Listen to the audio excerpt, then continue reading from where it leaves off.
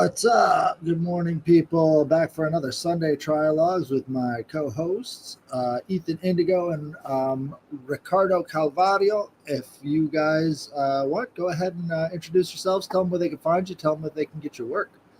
Go ahead, Ethan. Well, I guess I'll start. I'm in the order visually. Ethan Indigo Smith on all the social media. Grateful to be here with you guys as always, uh, and frequently writing stuff. I got a bunch of books out there, um, and I was going to mention too Ricardo's book, and this is mine today. So, Thank you. as Ricardo, I'm an author, struggling along. So, salute to everyone. Appreciate you. Selling a lot of books each month, like No. 2, 3, 4.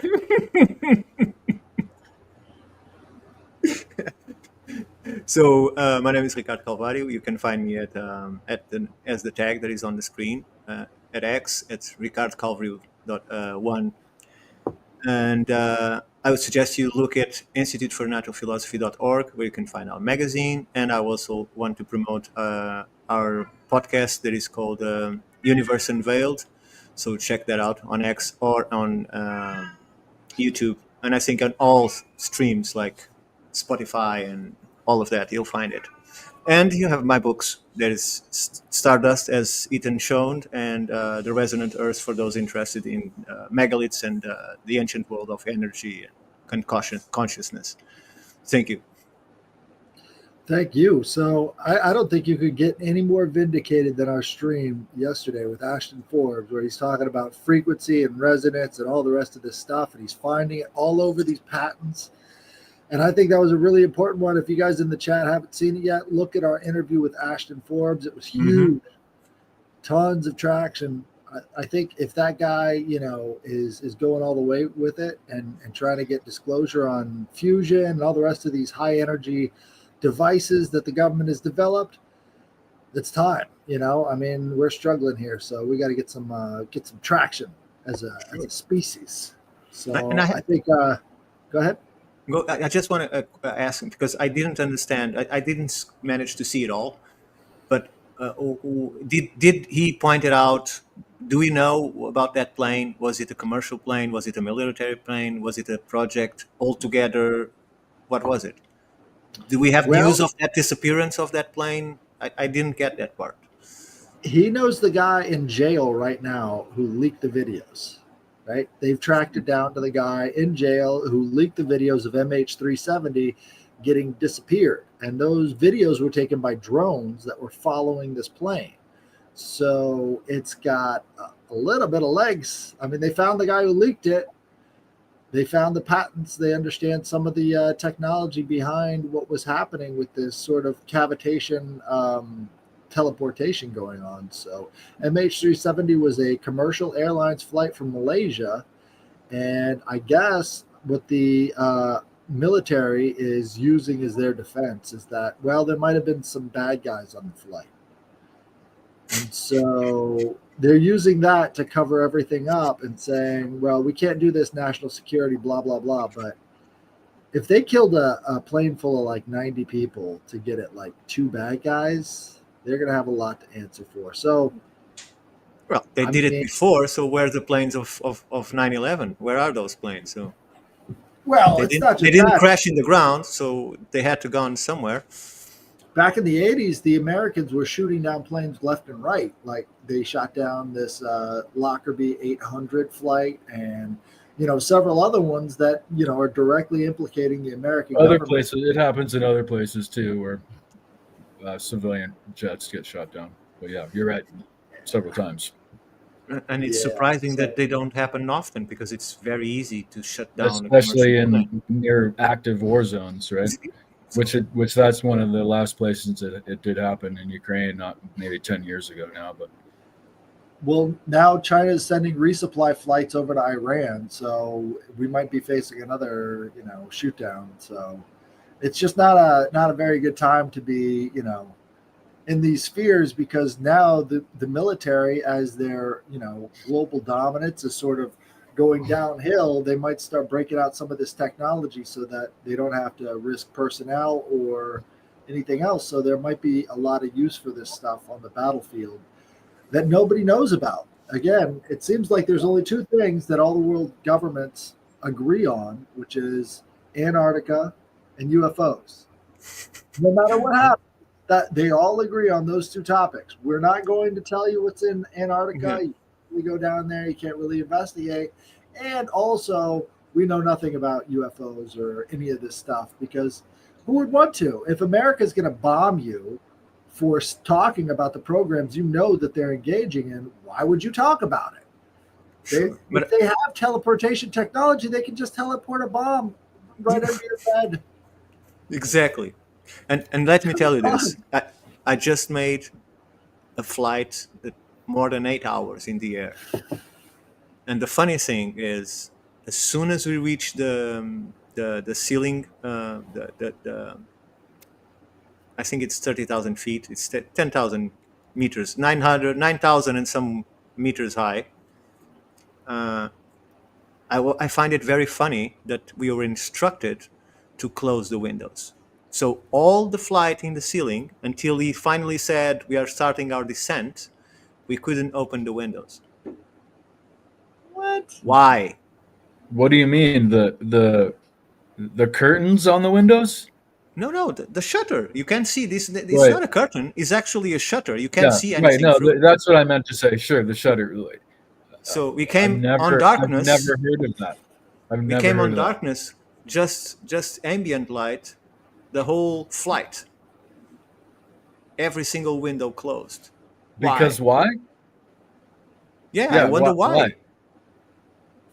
It makes. I paid the ticket. I choose if I want to look out or not. I don't. I've never heard of that happening. It's weird. So some explanation is that people want to sleep and it's very bright, right? But still, it should be not an imposition. It's like, if you could please shut the windows. It's not the assistants going through back and forward and say, everyone close the shutters. Shutters down, please. Shutters down, please. So you have no Security choice. theater. Security theater. Like before, I mean, yeah, since 9/11, they tell you to take off your belt and take off your shoes and all the rest of this stuff on the flights. It's all security theater. It does nothing to actually keep you safe. So maybe it's more security theater. Well, I can tell you that's a great phrase. no one checked anything on my luggage. Nothing. And I didn't see anyone opening the luggage. It's just, do you carry anything? No? Go on. So all of these rules and regulations that I read, because it was my first flight, so you can't carry a lighter, you can carry a fork, or you can carry a bottle of water. You can carry any of that on the flight, right? But I did forgot my lighter with me, and I passed through the metal detector with my phone and my lighter because I didn't know I had to put it on the tray, right? So the guy had a field day immediately. Step here, please. Opens wide, stretching, looking for stuff. But that's it. You put the lighter and the phone on the tray, and you reach to the other side, and here's your stuff. And that's it. And I still carry the lighter. So I don't know. They failed every single one of their oppositional research tests where they had people who were red team. I don't know if you know about the red team, blue team idea, but people on red team are checking security from the point of view of maybe like a terrorist or whatever. And so what they try to do is they try to get through security, and the security doesn't know they're coming, but it's all sort of coordinated at the top. They fail every single time. Homeland Security has never passed one of those red team checks. So if that tells you anything about the effectiveness of the security theater, it's not effective, and they don't care. It's just about controlling your mind as you're going through there. And the more orders they give you that you follow, the better they're doing, essentially. Sure. But the fact is, these immigrants are all passing through, right? And if I didn't have a conference scheduled for the 3rd, where I'm going to speak, and it is on the panel, on the web, they wouldn't let me in. I have the visa. I come here in tourism, and the guy would not let me in. I kid you not. He would not let me in. Because you're from Portugal, or because it said that you're just a visitor. he said that, well, I'm doing my job, because people come here to work. And I said, I'm not coming here to work. I just come here for my vacations. And then, yeah, but you don't have a return flight. Yeah, because I'm not going to return. See, no, I'm not going to return because I'm going to the United States. I have a presentation that I'm going to do. So do you have the flight for the United States? No, because I don't know when I'm going to the United States. And I don't know if I'm going by plane or by car or by train. So I don't have it. Oh, yeah, but Um, you see, I you w- could just stay here. And I said, I okay, would so point out too that since Trump came in, he's drastically changed the constriction of people coming into the country.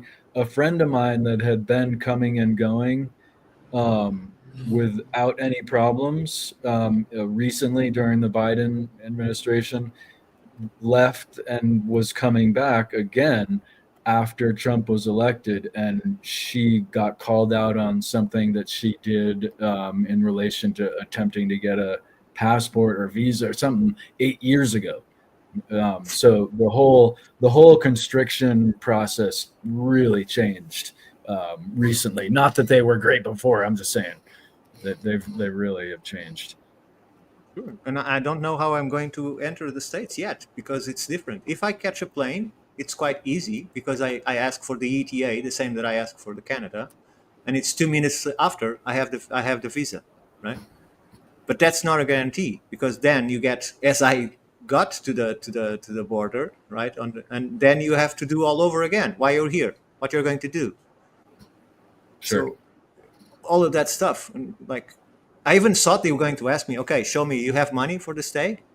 And I would show, yeah, I have this, but nothing like that. You just like, why are you going to stay? Oh, Right. That's what I've been asked before. And when I've entered Canada, for instance, is how much do I have money? yeah, that didn't come up. Weird. That Well, didn't come up. Ricardo, I think they know that you're an esoterrorist. Right? Yes, You bring the esoteric knowledge to the people, and that's not allowed. I'm an exoterrorist. I'm an exoterrorist. That's a good one. Stop this man. Yeah, arrest him immediately. He's a menace.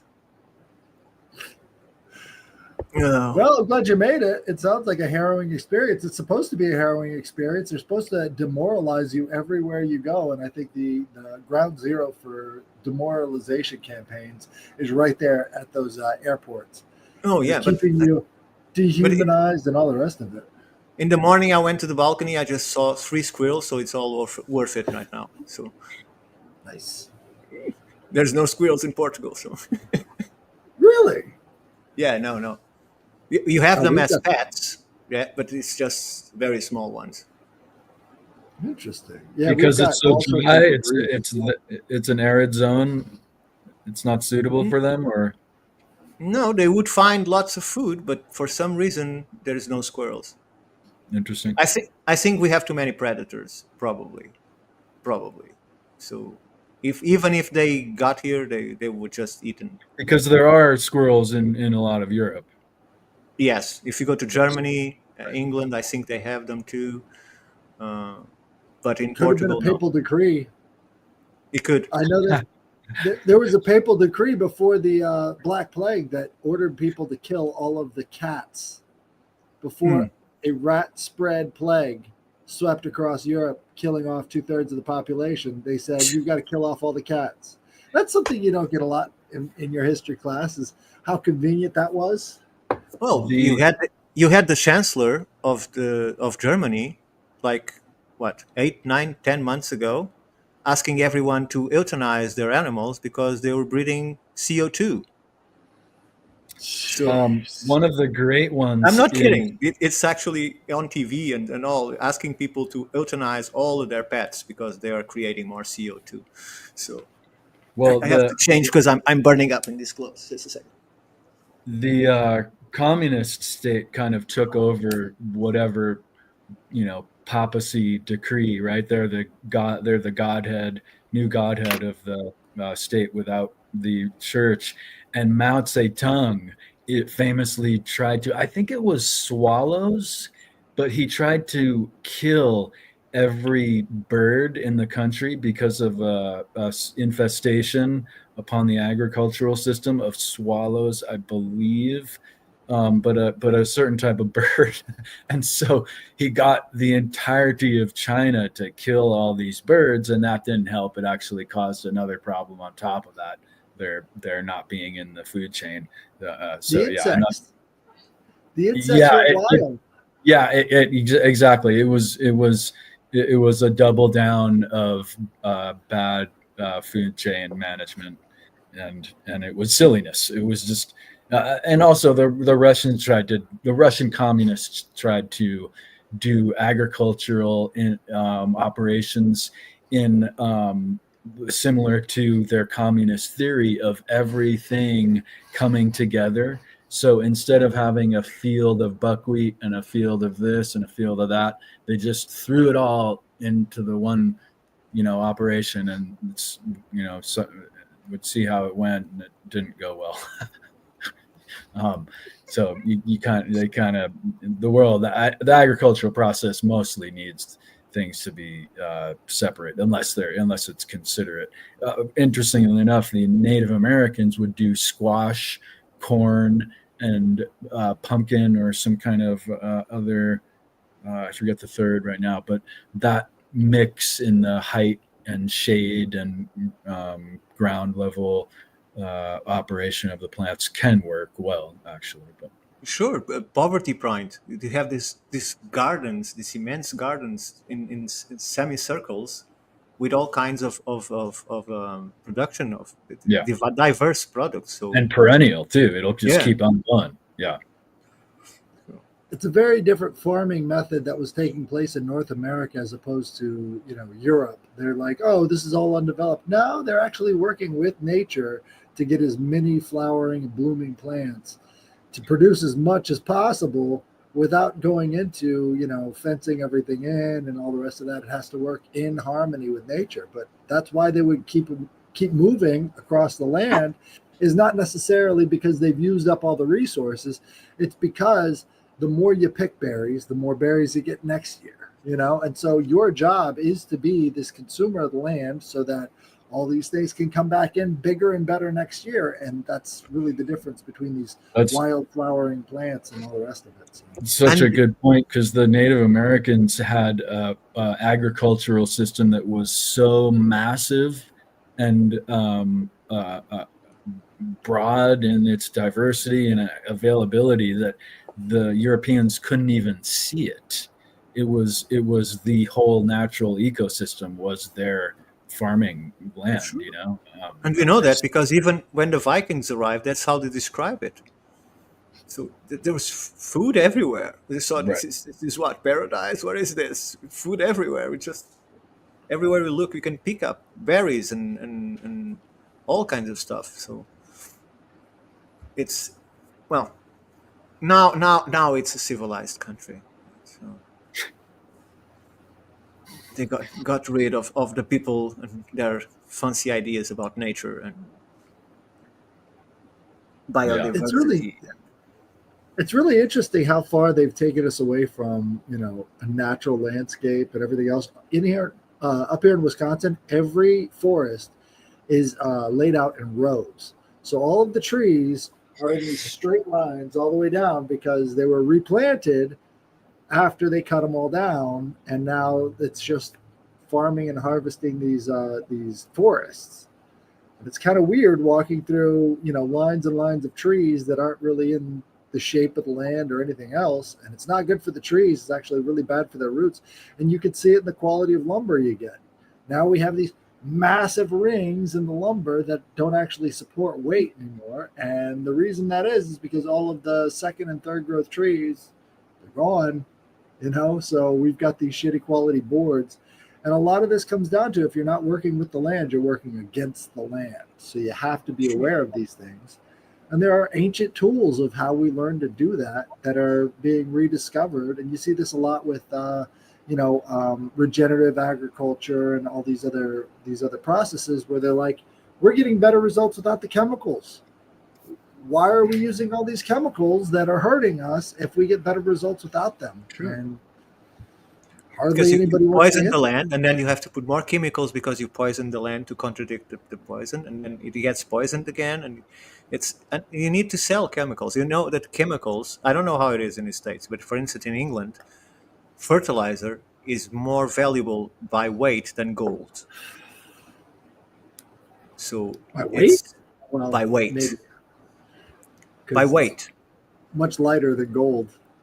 Yeah, but it's more expensive than gold. So that's how the prices of fertilizers rose, and I think it's all connected to some kind of agenda because they are killing agriculture everywhere, especially in England, right? Now they are going to block the sun, so the farmers are saying, "All right, you only have like 56 days of sun a year, and you are going to block it.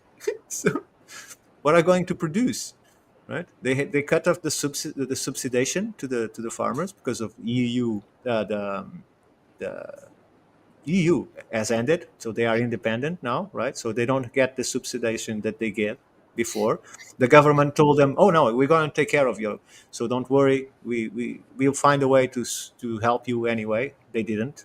So years has passed, and farmers still don't have any help.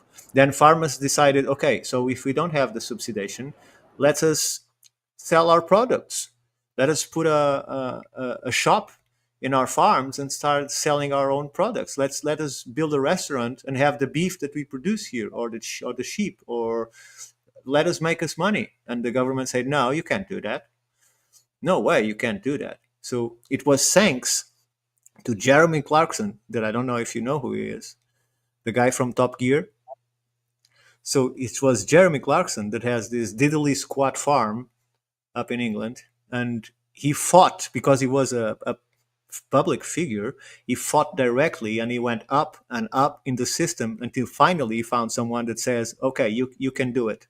So if you can do it, everyone can do it." And now they are having restaurants. They're having shops where they can buy the products directly from the farms.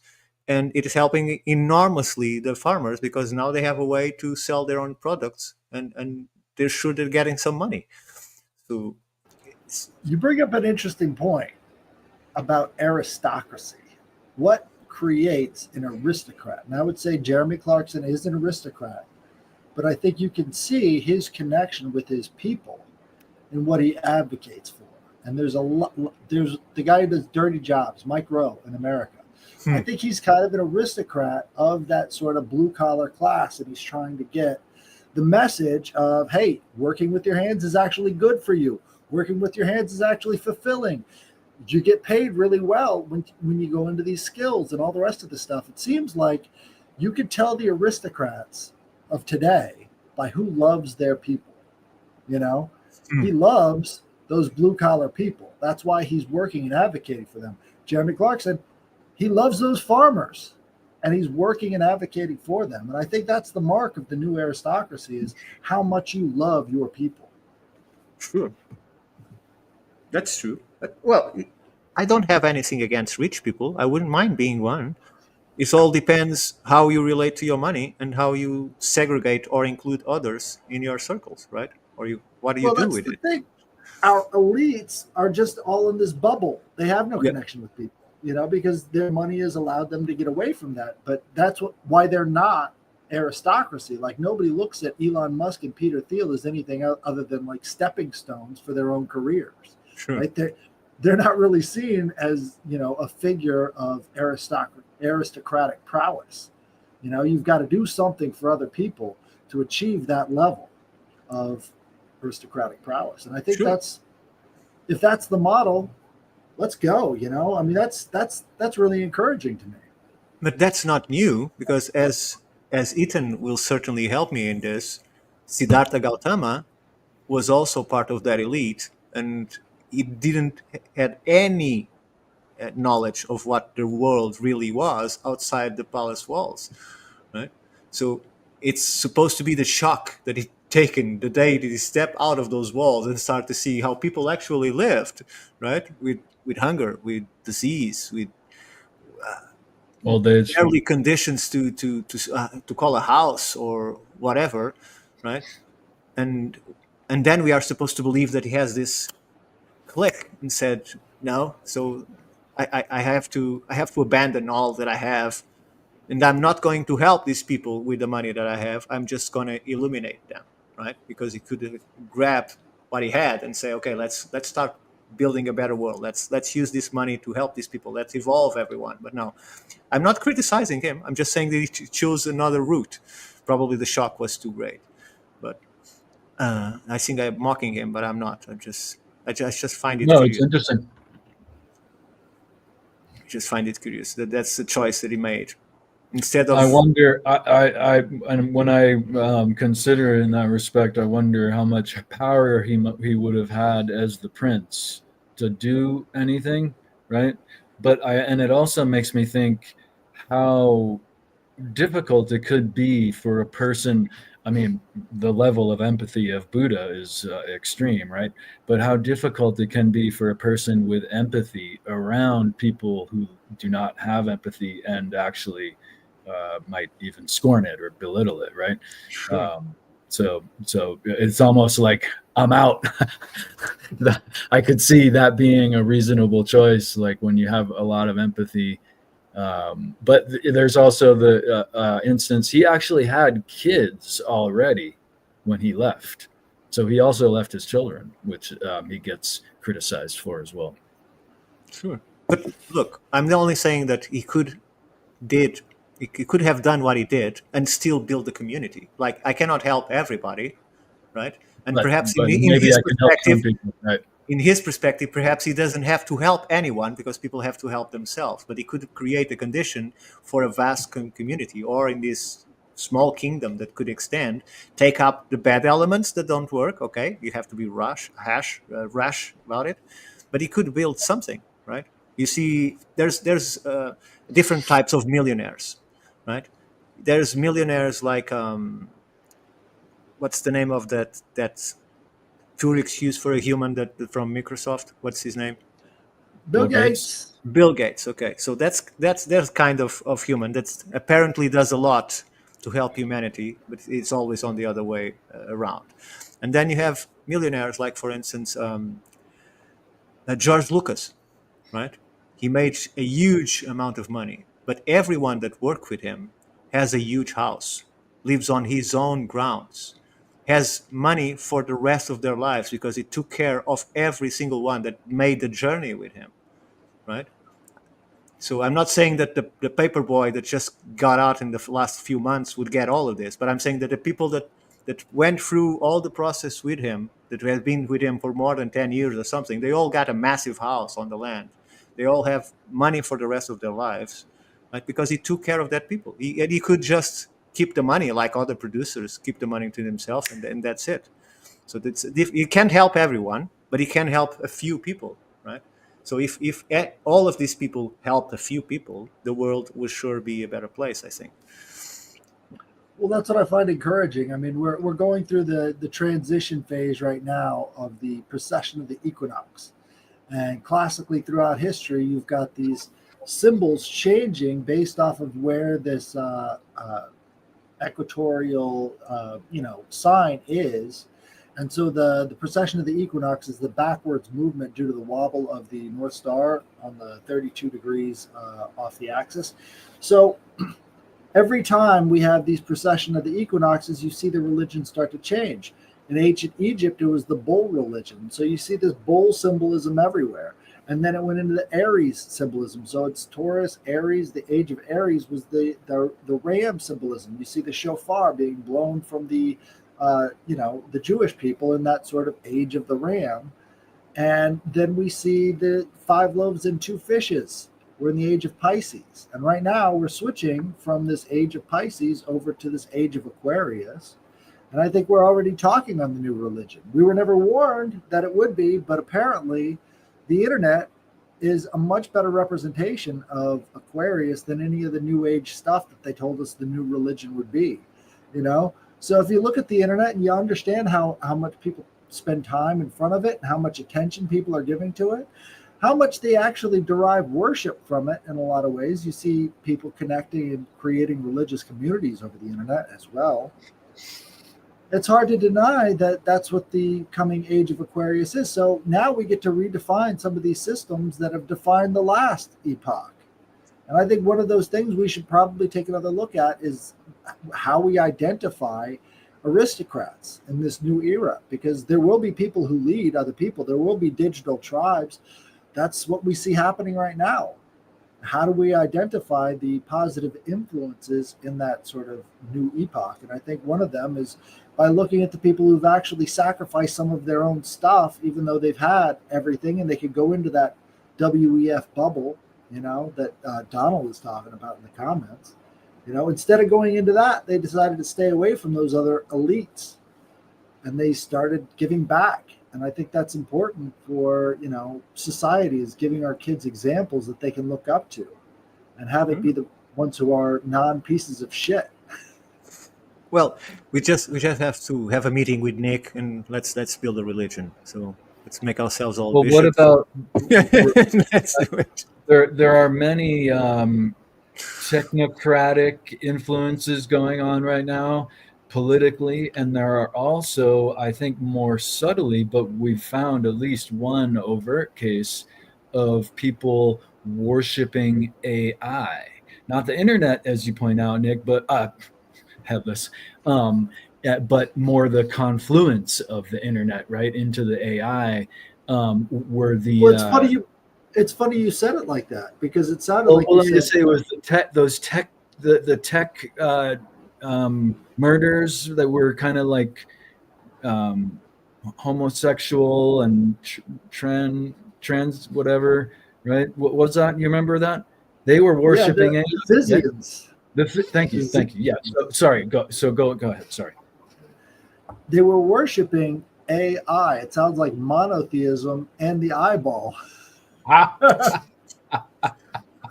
No, but you also have the eye, because you can be nobody in your daily life, but you can build a following online where everyone adores your eye, right? Without knowing who the eye belongs to, and you can feed from identity. That. Yeah, and you can feed from that. It's interesting. It's just a cultural phenomenon. People move to California and change themselves, right?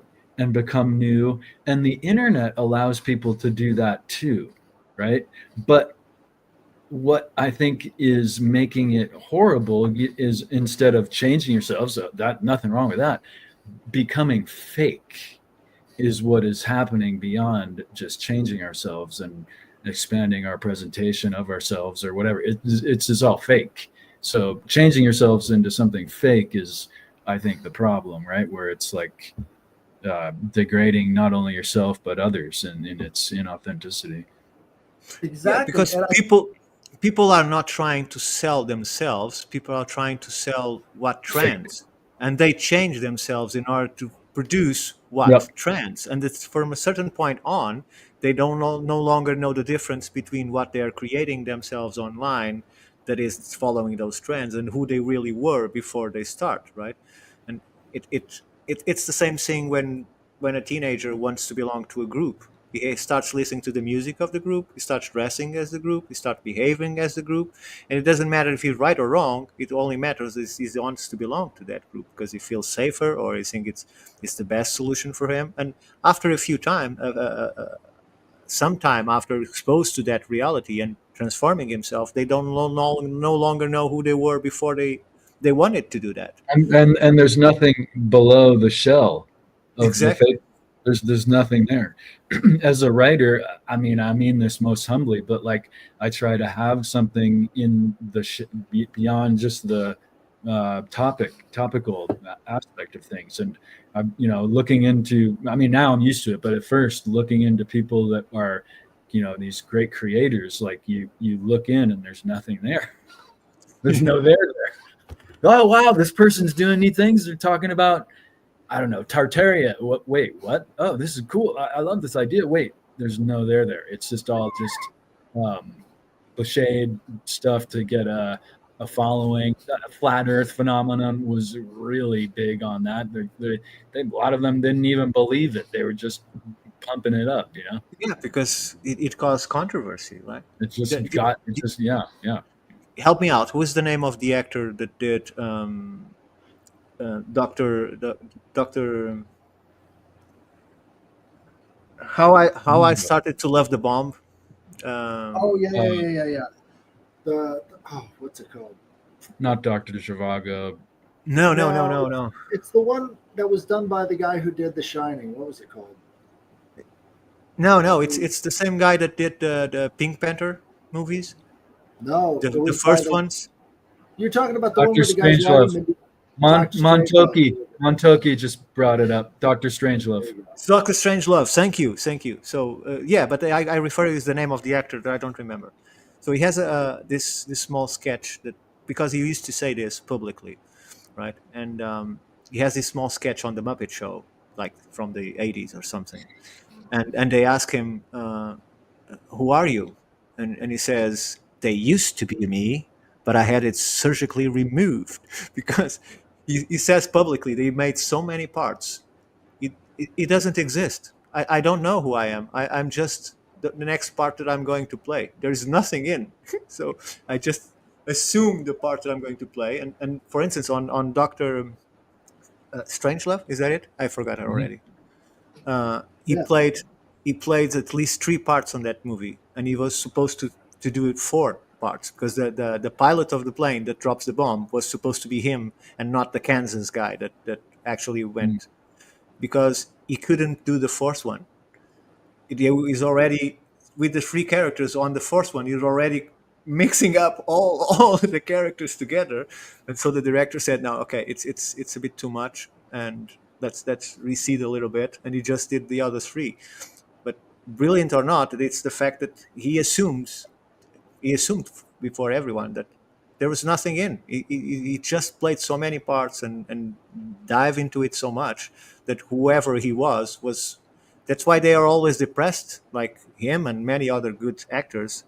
Uh, they become so constantly depressed.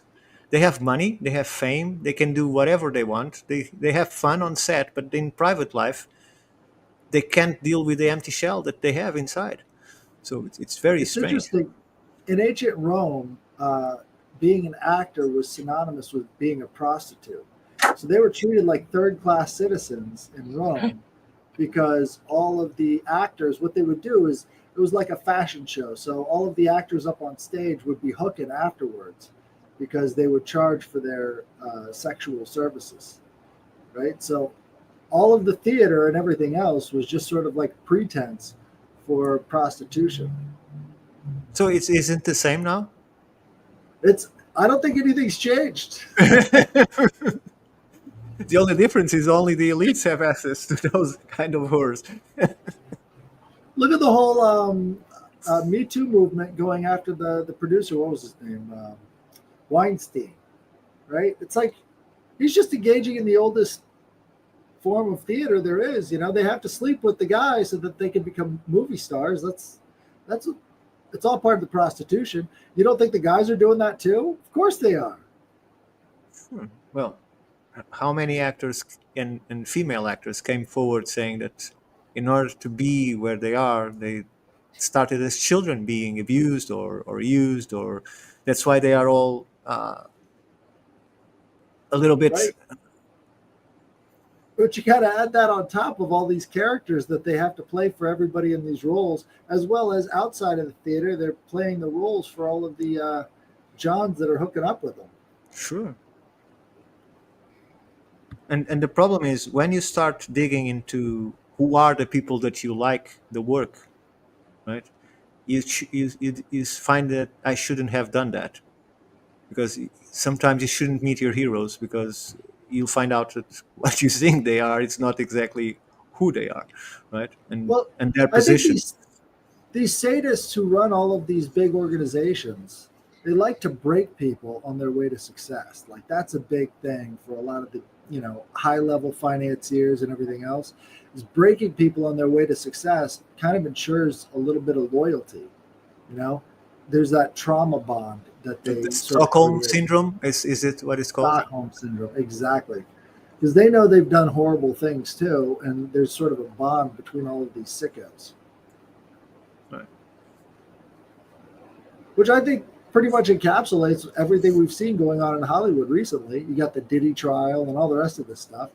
All these people are just engaged in horrible acts and they don't want it to get out to people. Sure. I'm very curious to see how long Hollywood will stand, because from all my sources, the money that they are using, it's all from banks. They are completely broke from this woke ideology. So, because No, they've always been broke. That's the secret. yeah, None but of now these big studios they're not are making actually any making money. They are not. It was started. It was started as a money laundering gig. That's why all of the Jewish mafia came out to LA, is because they wanted to launder money for the Jewish mob. So all of these big studio productions and everything, they didn't expect to make any money off of it. It was just a way for them to clean up some cash and then make it look like they had legitimate businesses. And the first rule of movie production is you don't use your own money. That is how they operate. I would, wager 90% of the time. Yeah, but what will happen when the banks decide, okay, now we want the money? I'm not saying you're wrong. I'm just saying that their order of operations is not using their own money. That's as society gets more and more corrupt, the movies are going to get bigger and bigger and bigger. That's all there is to it. Well, I think there's only so much attention that people have, and so Hollywood or all of us are really competing for people's attention when you're a media creator. And so I think really, yeah, they are no doubt losing money because there are so many other creators out there that are not affiliated with Hollywood that people can get their information from and entertainment from. Well, I think the problem. Go on. Who was going to see the movies in the Great Depression? Lots of people, because they made them nice and cheap. All the poorest people in the world could go see a movie on an afternoon, and that's the way they liked it, because they had direct access to people who were completely destitute. I don't think they've got that direct access anymore. I mean, they've got the internet, but there's no centralization of control on the internet, at least in some regard. So, and when you have a ticket at 17 euros, it's not cheap to go to the movies anymore. So right. So they don't care, It's always been Fugazi. It's always been sort of like a Ponzi scheme. But look, I'm not trying to offend anyone here, but what we have now as writers, as screenplay writers, is a group of people that I would not trust them to feed my cat, right? Because they are completely inadequate to the world, inadequate to themselves. They have no sense of reality. They have no creativity whatsoever. All they know how to do is to pick up old scripts and destroy them. That's what they do, because they can't create anything new, right? And the problem is, for instance, you have this team that created Lord of the Rings, right? Peter Jackson, Philippa Bowen, and they wrote excellently and tried to respect the man, and had people telling them, no, the man would think this, or Tolkien would say that. So they did it very respectfully. And what they spend on the 3 movies is the same budget that the Rings of Power has for episode.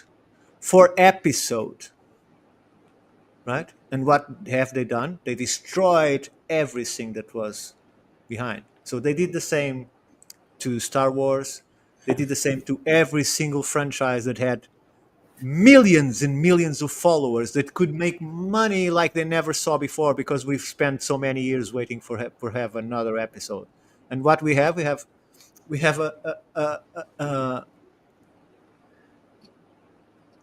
I even forgot his name. What is called the Jedi from the first series, the first movie?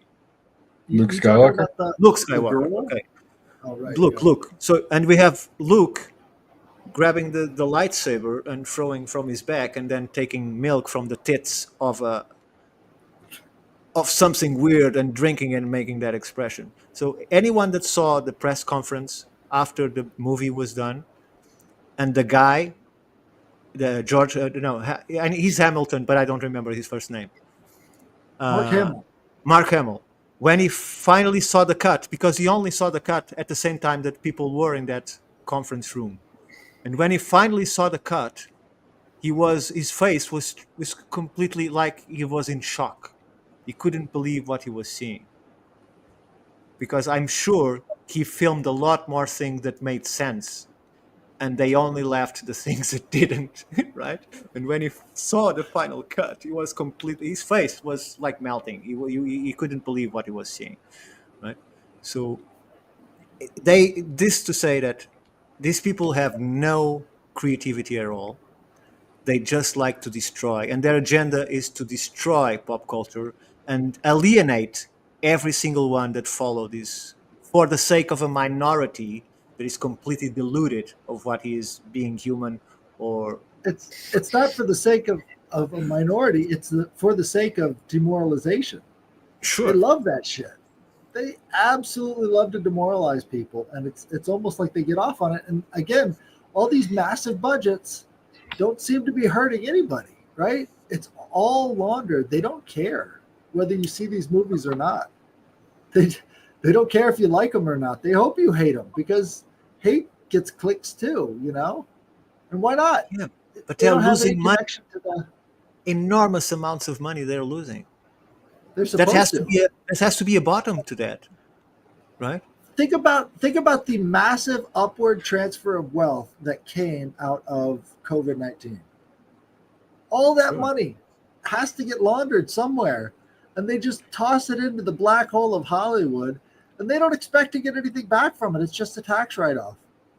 It's just that's how bad it is.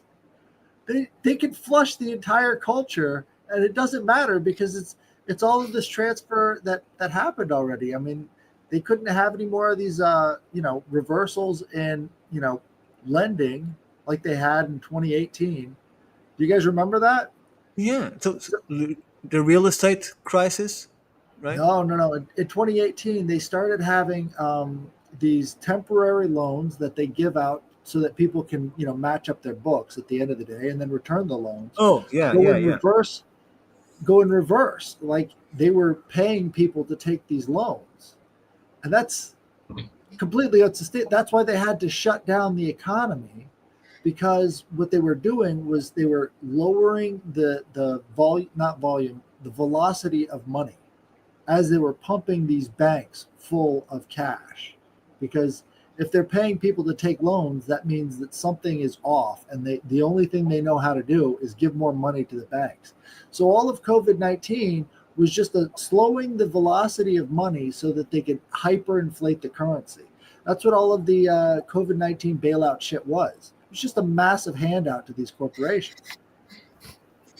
They've got to get rid of that money somewhere, so they're just flushing it down the fucking toilet on all these goddamn awful movies. Yeah, but that's what I thought you were talking about that, because if you go back in time, I don't know, 2008, 2010. I'm terrible with dates. I have no idea. But when there was a real estate crisis that I think was global, right? 2008, they'd say. Okay. What was happening at that point is anyone could buy a house. Before that, you just get there. If you have a minimum wage, they'll give you a ceiling. As long as you choose a house within that ceiling, they will sell you. They will give you the money for you to buy the house, right? And you're paying a reasonable interest rate.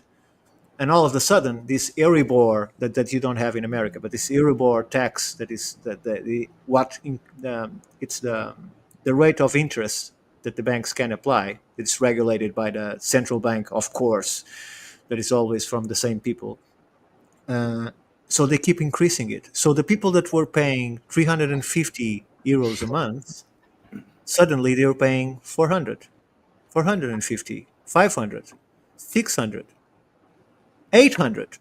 And obviously they couldn't pay it, because that's the amount of money that both the couple were making, is all to pay the loan, right? So trying to keep the house, not having to live in the street, but it reached to a point where they couldn't. So the banks starting not receiving the money and start taking all of the houses of all of these people, right? So it has to be made on purpose, because it makes no sense whatsoever when you have the government giving money to the banks because the banks are going bankrupt. How can Well, you go bankrupt when you can loan 10 times what you have? And each loan that you give increases the amount of what you can loan because it counts immediately as a total, right? So, Right. it's absolutely done on purpose, and the real estate cycle of boom and bust, if you look at it historically, at least in the United States, forgive my America centricity, Ricardo, but in the United States, it happens to go down or bust about every 12 years or so, and we're mad late and due for it. But I think we're seeing hints of it now. It's very much a big shuffle for the banks and the wealthy folks, to a capitalist operation that's really leaves out individual interests. So however it happens is usually different, but it's the cycle of the boom and bust in the cost and availability of real estate is definitely almost predictable in its nature of about 12 years or so. Ethan, it absolutely is. And a lot of people, kind of wonder about how the boom and bust cycle happens. And I was interested in that for a long time too. So I looked into Misesian economics. And they talk about the boom bust cycle as being a result of the money that's pumped into the system. So, for instance, if if I'm given a loan, right, that loan is regulated by the interest rate, which is the cost of money, right? And so when mhm. you've got super low interest rates, what you're going to end up happening is you're going to have more cash than there is supplies in society, right? And so after a certain point, that cash becomes too burdensome because all the prices go up, right? And then what happens is there's not enough materials to then fulfill that supply. And then once that material collapse happens, you get the boom and the bust. So it's all about inflating the currency. And then, once the market is outpaces any consumption, nobody's buying the houses anymore and you've got too many houses, that's when the bottom drops out. And then, people can't pay off their loans Yeah, anymore but because it's no new loans are being created. but it's a sandcastle, because I usually say that, of course, in the States would be much worse, but let's imagine a small European country. Okay, if you have 10% of that small European country to decide that they want their money, all of it, and stack it at home, there is not enough money for them to take their money out. And I'm talking about 10% of the population. And it doesn't Right. need to be the richest part of the population, because the money doesn't exist. It's just numbers on a computer. It just doesn't exist. If everyone tries to all of a sudden, I want all of my money and go to the bank and take it all, it would be before the end of the day, the bank would say, we can't, we don't have any more money with us, so you can't take it out. And the next day, everyone does the same. And after a week, there's no more money, and the central bank to send to the banks for the people to take their money out, because the money doesn't exist. It just doesn't exist. And Right. I know this might be hard for people to believe, but their money doesn't exist beyond the money they have on their wallets. It just doesn't exist because Right. it's all numbers. That's why we can face a deflationary crisis, is because people don't actually realize there's no money out there. There's no cash. It can't be spent once the computers go down, and that makes everything massively deflationary, because now what do you have to buy anything with? And so the prices of stuff has to go down super fast. And once that happens, all these asset prices collapse with it. So they don't want all of their assets to then be undervalued, because then they'd be super underwater. This is why they've got to have constant inflation to avoid the deflationary collapse, which could happen as soon as the computers and the banks kind of fail. So Sure. that's Look, that's that's what they fear more than anything in the world, is deflation. I look. There think was if, a there if was there's some way a to stimulate it, let's get on it. there was this guy in Portugal that from one of the richest families, right? And he decides to buy a bank. That is Bank Pinto in Sotomayor. It doesn't exist anymore, but he was a normal bank. He decided to buy the bank. And so he passes the check for the initial amount, right? Just the initial amount, like 10, 15% of the sale. And he puts a condition in the contract saying, I will buy the bank and I will give you this 15% right away if I can take the presidency effective immediately. Okay? As soon as you take those 15% from my account, I'm immediately the president of this bank, right? So the truth is, he gave them two checks, one with the 10% and the other one with a month with the rest of the money, right? And the check at that time, it was money. And no one doubted that the guy had the money to buy the bank because he was one from the richest families, right? So he passes one check for you can take right out the 10% or 15% or whatever, and they have the other one for a month, right? But he's assuming the presidency of the bank, right? And so Right. when the second check that he passed is put for them to cash their money, someone entered in his office while he's already the president of the bank and asked him, "I'm terribly sorry, sir, but it's quite unfortunate, and I don't know how to say to you, but the check that you gave us doesn't have funds, and so we don't know what to do." And he says, "Who am I? You're the president, sir. So I'm saying cash the check because I'm the president." And so he bought the bank with the money of the bank. So you see the movement that he did.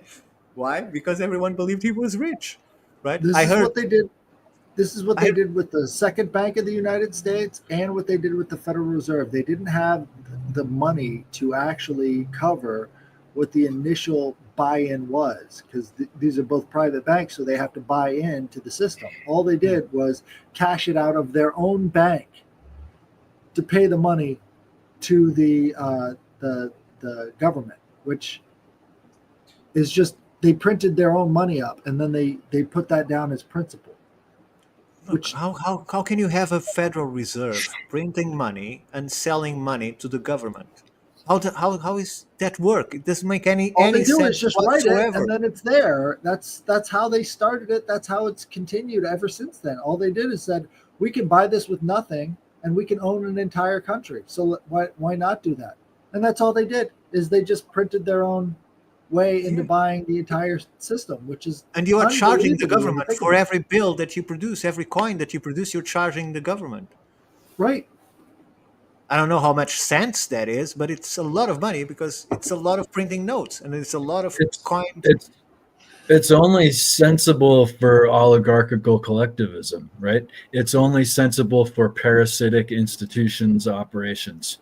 For individuals, for common sense, critical thinking, as you're pointing out, Ricardo, yeah, it makes no sense. It only makes sense to the scammers with suits.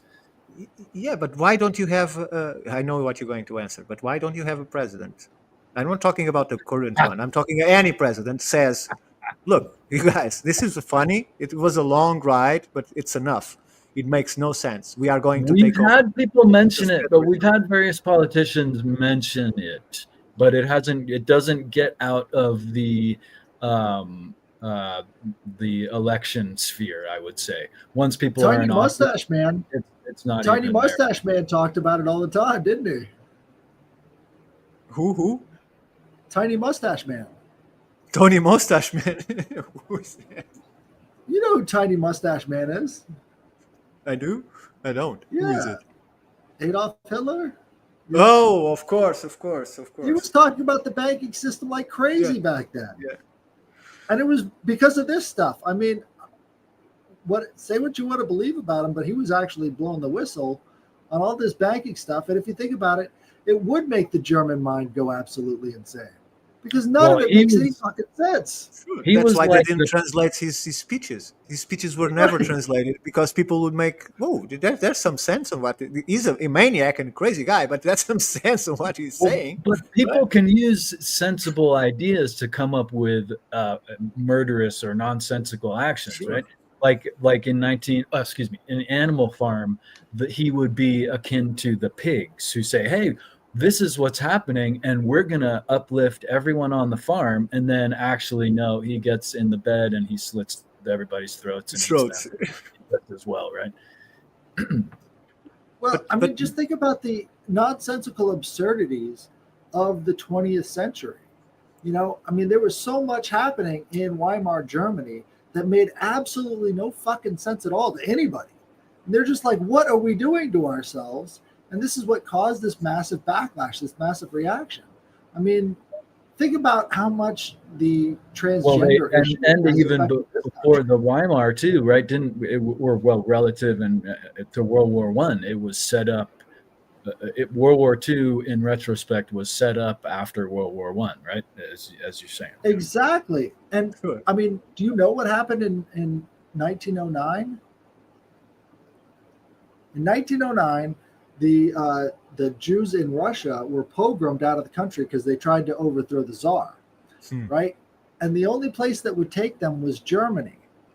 And so Germany took on all the pogrom Jews from this revolution that they failed against the Tsar, and then they started buying up media institutions.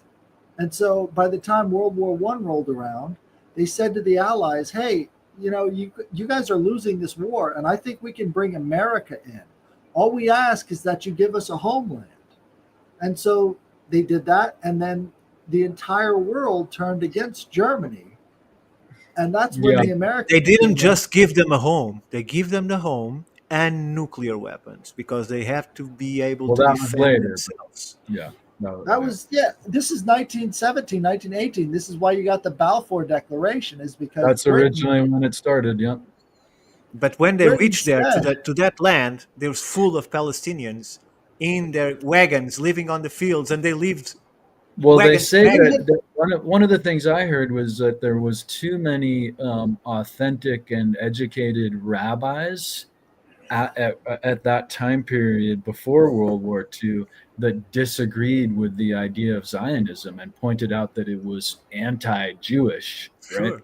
all And over that the world, they all over the world, they had these rabbis everywhere saying that this is not part of our Bible. They had to have these cataclysmic, catalyzing events that would get everybody on board with, well, now we have to go to the Holy now Land there because is a homeland. Otherwise, we don't. Zionism. They didn't want to even participate in politics because they thought it was against their you know Sure. whole And it motivation. is. The Zionist project that involved the Rothschild family started in the 1850s. They had started resettling and establishing, I guess you would call them these ideological or intellectual figures to advocate for Zionism all the way back then, and they had started settling people in. So when they made this switch in 1917, they had already started the colonization Sure. process And they by have a these lot. agents to inflammate both sides I was going to say, of the yeah, equation. it's And so then they entangled. finance both sides of the It's so equation. entangled. Yeah, yeah, and they're But going to come out on top no matter who is perceived to win in a situation or war, right?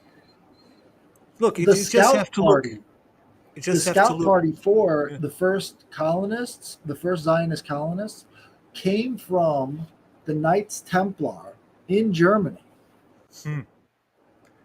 If, which is, if I mean, what if are the odds? if you look, and people dismiss this, but if you look actually into the life of people like Count Saint Germain, for instance, you will see how these agents were moving around Europe freely in times of conflict, like the British-French War, the Belgian War. They were moving around Europe, turning kings against kings, and double crossing everyone, and bringing information from one side to the other, and being arrested and suddenly immediately released, and no one understood why is this guy released, because he's a traitor to the country. And to your point, historically, the scapegoat is primarily that they were Jews. Historically, they were not just Jews. These people that were double agents, as you point out, or high intelligence infiltrated. No, Sure, not they're working for a hire that has I'm nothing just to do saying with that. religion. Yeah, no, I'm just saying that because we were just talking about. Sure, and you're right. Freemasonry was one of the only places in Europe where men of high standing could interact in private with Jewish people, because they accepted both Christians and Jews. And that was one of the reasons why they were on the target list, is because they had these connections at these Masonic lodges. So a lot of the Masonic lodge and everything else comes through these biblical ties.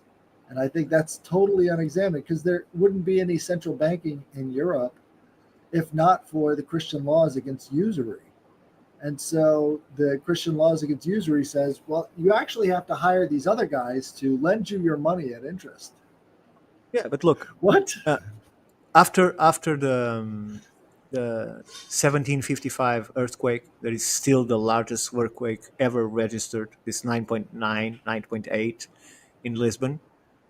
The whole city was destroyed, and everything got burned because people were religious freaks. So what happened is every single house was made of wood, and it was Saints' Day, so everyone has candles in their homes, and they Wow. were all on the churches. It So happened on Saints' Day. yes, so Oh, so that must have just messed up everyone's mind. everyone's mind. So Oh my God. everyone left candles at home, right? And everyone was at the churches on ceremony when the thing happened. So with an earthquake like this, the Oh my candles God. all fell to the ground, and What a Lisbon coincidence. burned to a crisp. Amazing. That's Right? insane. Everything burns to a crisp. And then comes the tsunami and takes everything else because there was a tsunami after, and Holy finished shit. the job. So then you I have had this not guy. heard about that, Ricardo. That's Yeah. insane. Yeah, it's a fascinating history.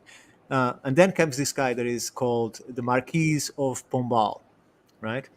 And this guy comes with this highly. It is not related to to Masons or Templars or anything, but it's obvious that he's following sacred geometry in all his doings, right? So he's somehow connected to that for sure. So he's starting to build what Lisbon used to be very narrow medieval streets where you can barely pass a wagon, right? And he had a playground to build because everything was demolished, and so he decides to start making 12-lane roads, right? And this is the 18th century, the 17th century, building 8-lane roads in the middle of the city, putting the buildings way and building parks in the middle and spreading everything and creating majestic structures. And people say, "Were you insane? Why do we need all of this?" And he said, "Give it time, it will become small. Give it time, it will become." It is very small today. But the point that I was going to make is this: because everything was destroyed and rebuilt, the Jews took the opportunity and started buying everything and controlling all the monetary systems, all the shops, all the gold, all the silver, all the documentation. They took over every single sector of commerce, right? Immediately, because they had the money coming from their associates to invest and rebuild and recreate, and had the stock of the products to sell and all of that. So this Marquis started looking at this and say, these guys are not Portuguese. These guys are not from my lodge, but they're taking over the economy, right? So, and this is not mentioned, he's starting to use the furnaces to stuck Jews in, and started, yes, and started to order the creation of boats with holes so he could put the Jews, and the boats had to hold until going way into the sea to sunk, right? And so that's how we got rid. We're laughing, but that's how we That's got. some mobster shit. That's how we got rid of like 70% of the Jews of the time, right? Wow. You send them on boats that were set to sink, and throwing them into the furnaces. well, I'm not going to describe anything more. Did you So guys ever watch the movie The House of Rothschild? no, but This is a movie from the 1930s that was produced by the Rothschilds, and it won an Academy Award. It was all about the House of Rothschild. And in it, they described the banking system where all of the sons go out to different countries and set up their internal banking schemes and how they would take over each nation as they went. Well, this movie was so highly acclaimed in America, but in Germany, Adolf Hitler actually got the film reels and spliced them into his propaganda film, saying, they're admitting it over in America right now. Yeah, but in Portugal, this was a problem. That's Portugal why is you've the never heard only of that movie. yeah. Portugal is the only Templar country in the world. It was made by them. It was always controlled by them until this happened and the Jews took over the economical system, right? And Right. so they followed the same example of what the Templars were doing during the Crusades. That is taking your money, okay, just give us everything you have, and when you go to the Holy Land, whatever you need, you have this paper, ask for our people there, and they'll give you the money that you ask for them, as long as you have the funds for it, right? The problem is people are going to the Holy Land and they're dying. And so they're keeping all of the money of these people because they were not obliged to give it to the sons or to their families. They're just keeping all of this money. Right? And so the Jews look at this and said, "Whoa, this is interesting, right? We can do exactly the same thing." So they start hoarding these amounts of money and then enter other countries, creating financial systems and starting the actual banking system that was kind of the prototype of the Templars in the time of the Crusades. It's kind of. So That they're fits keeping so many pieces together. I had no idea. yeah. So that's how I'm like, what's the connection between the Templars and this banking system we have today? Because weren't the Templars, routed out of Europe? Well, they existed still in Portugal, and the people who learned from them came over and tried to do the same thing to them. exactly all over the place. So and this already existed by the Jews around the 16th, 17th century. They're already doing this full steam, especially in cities like Venice and Italy. And the banking system was highly evolved back then because there was this harbors that was going trade to all over the Mediterranean, and they needed the banking system in order to don't have to take the money with them, taking the risk of being robbed. So if someone take your paper saying that you have this amount of money, they would not get your money because obviously it wasn't the guy that gave that signed the paper, right? So they were secured. So the Jews were taking the money before the ships went, and they were only receiving the money on the harbor that will get to, right? And so that's how It's they start such a building. scam. Yeah, so that's how they start building this scheme, following the traditions of the Templars and the Crusades and all of that, because they saw this works, right? And the people die in these trips, and we keep the money because let's hire these pirates. Let's start sinking these ships and killing the people that have much money, the more money in our vaults that is not part of our affiliation, and let's keep their money. So you have more money to land and keep the ball rolling until they are so filthy rich, right? We can do anything. And and it prolonged it to our days. The same thing. And the Rothschilds, the what's the name of the others? The Who the uh, ones that financed? I don't look into conspiracy for so long. I don't remember the names, but there's at least five of these kind of families that they were all working together or against each other The in order shifts.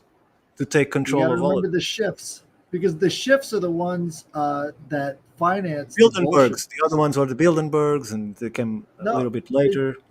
Rockefellers. Rockefellers. Rockefellers worked hand in hand with the Rothschilds. Yeah, but But the look at the Schiff name, family, Rothschild. It's like rotting child, right? Red Shield, right? That's what it means in German. And that was because they changed it from Bauer. So when you Yeah, they're look at, very powerful. The Bowers were very powerful. yeah. So what's his name? The guy who wrote The Secret Teachings of All Ages. David Icke. No, before him. Secret Manly Teachings P. was Hall. Sorry. Manly P. Hall. I was His thinking wife greatest was a- secret. Biggest secret. Sorry.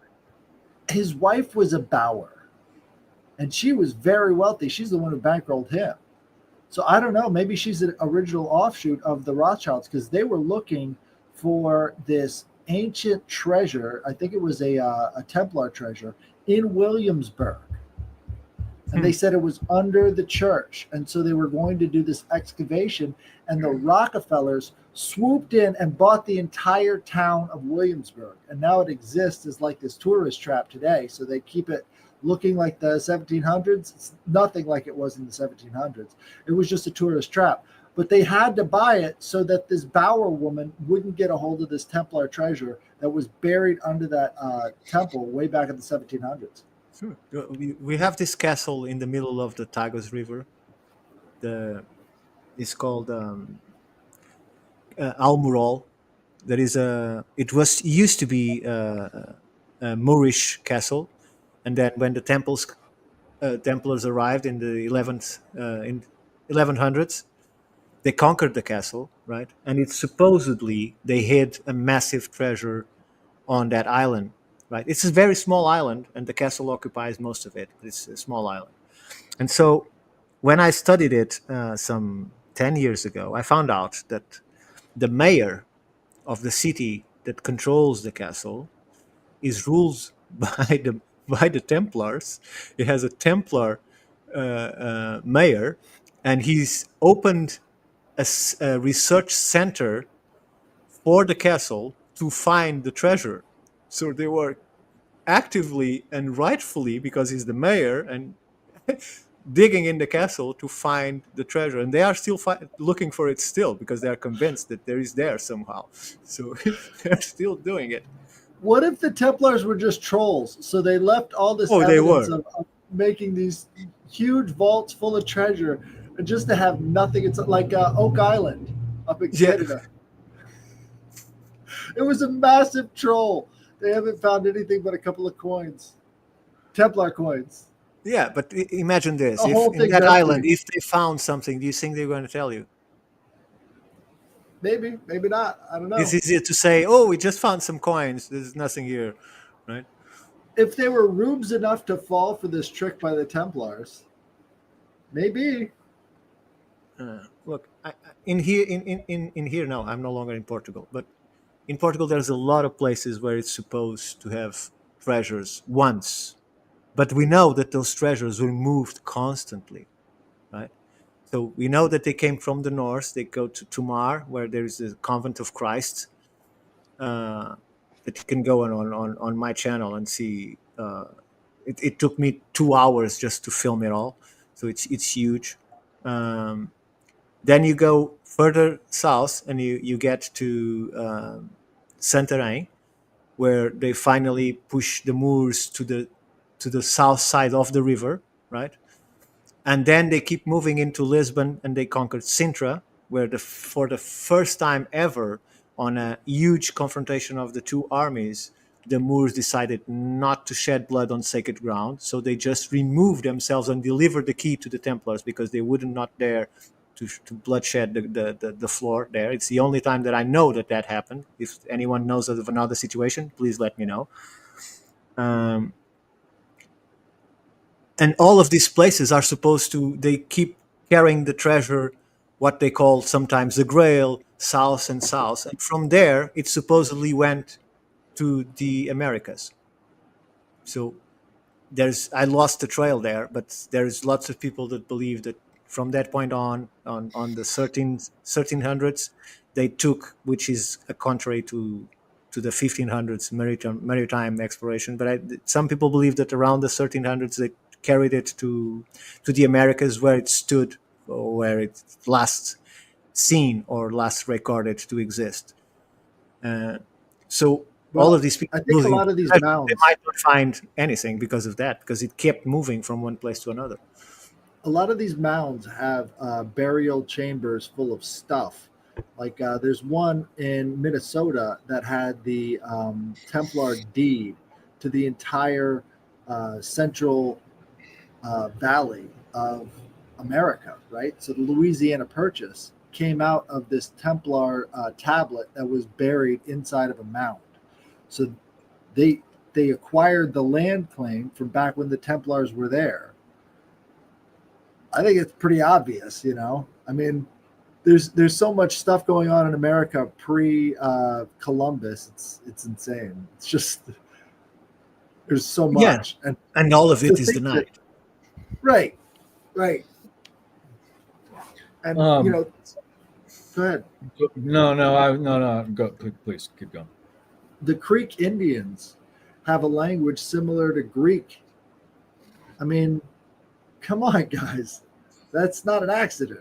And they're called the Creek just because there's a slight difference in pronunciation. You know, but From the Creek to the Greek. right.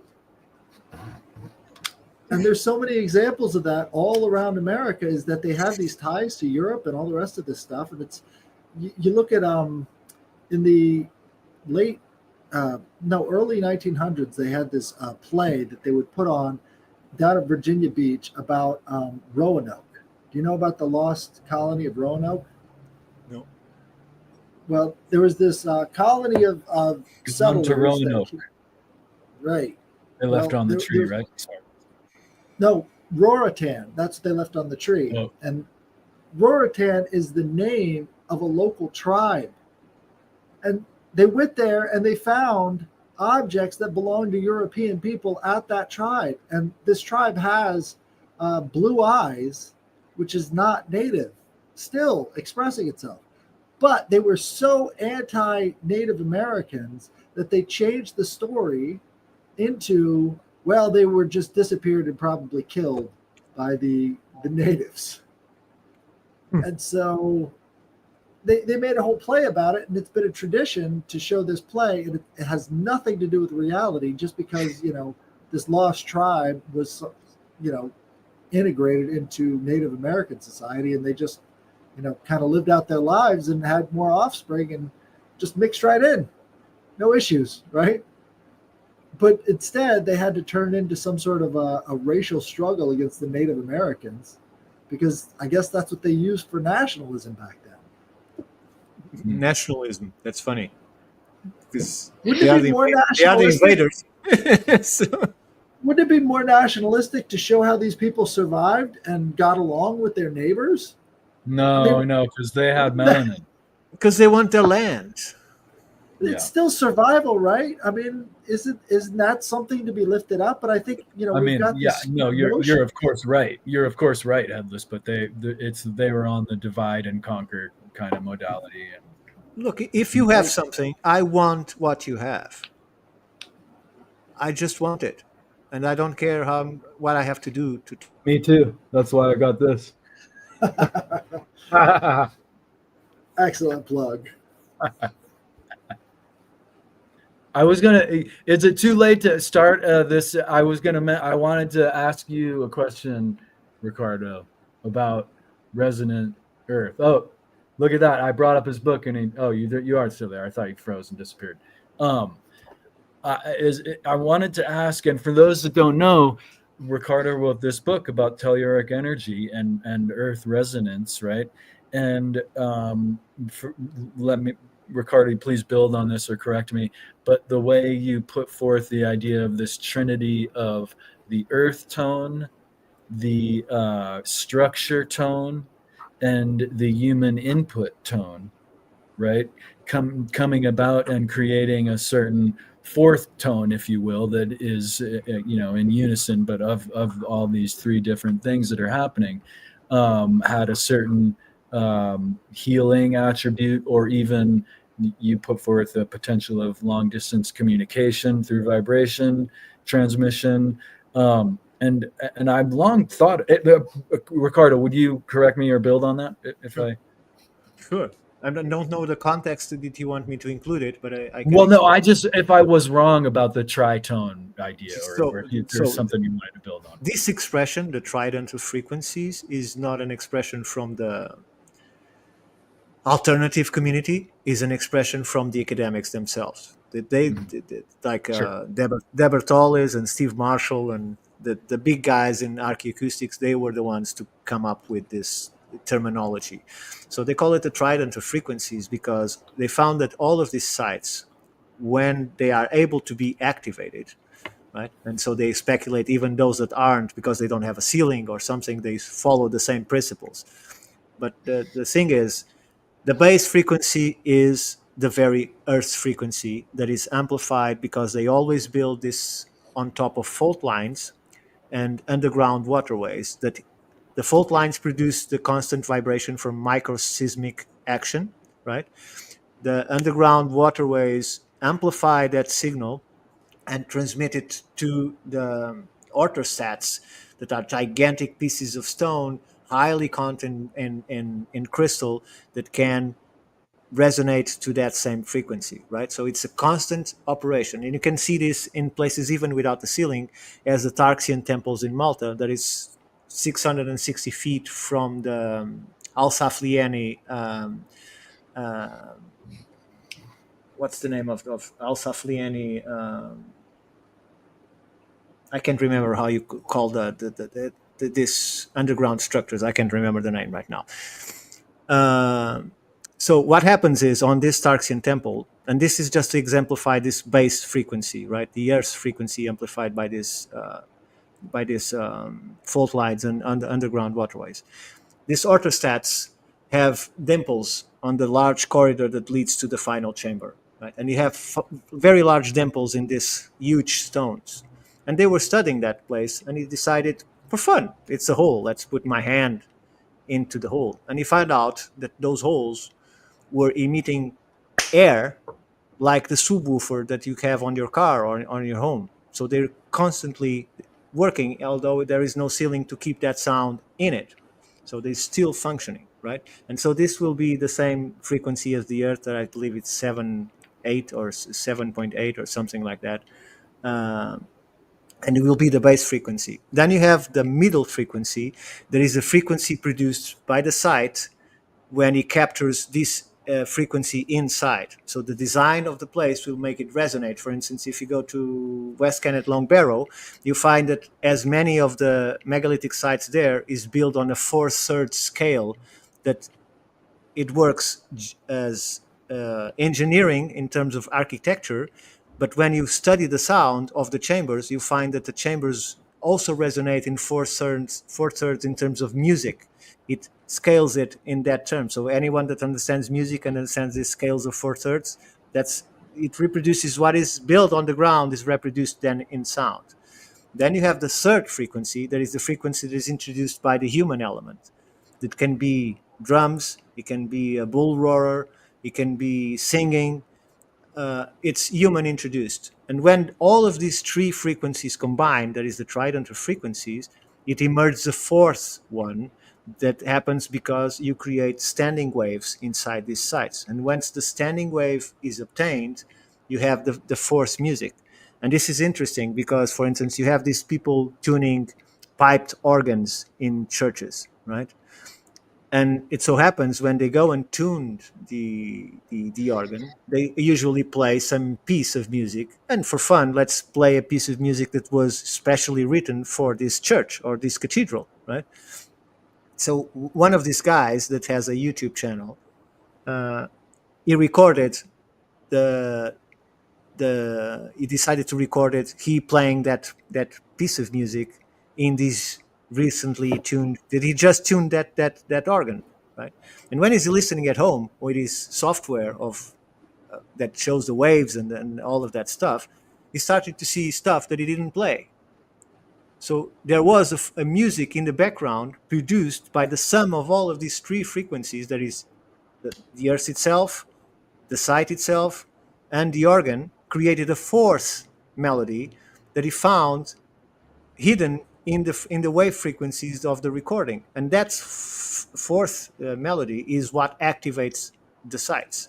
It's the combination of all of the three ingredients. So my question when I was writing the book is how they know how the site is tuned to, if you are using the site 600 years after it was built or 1,000 years after it was built. We're talking about cultures that lasted for 4,000 years in Portugal alone, for instance. So how they keep that knowledge.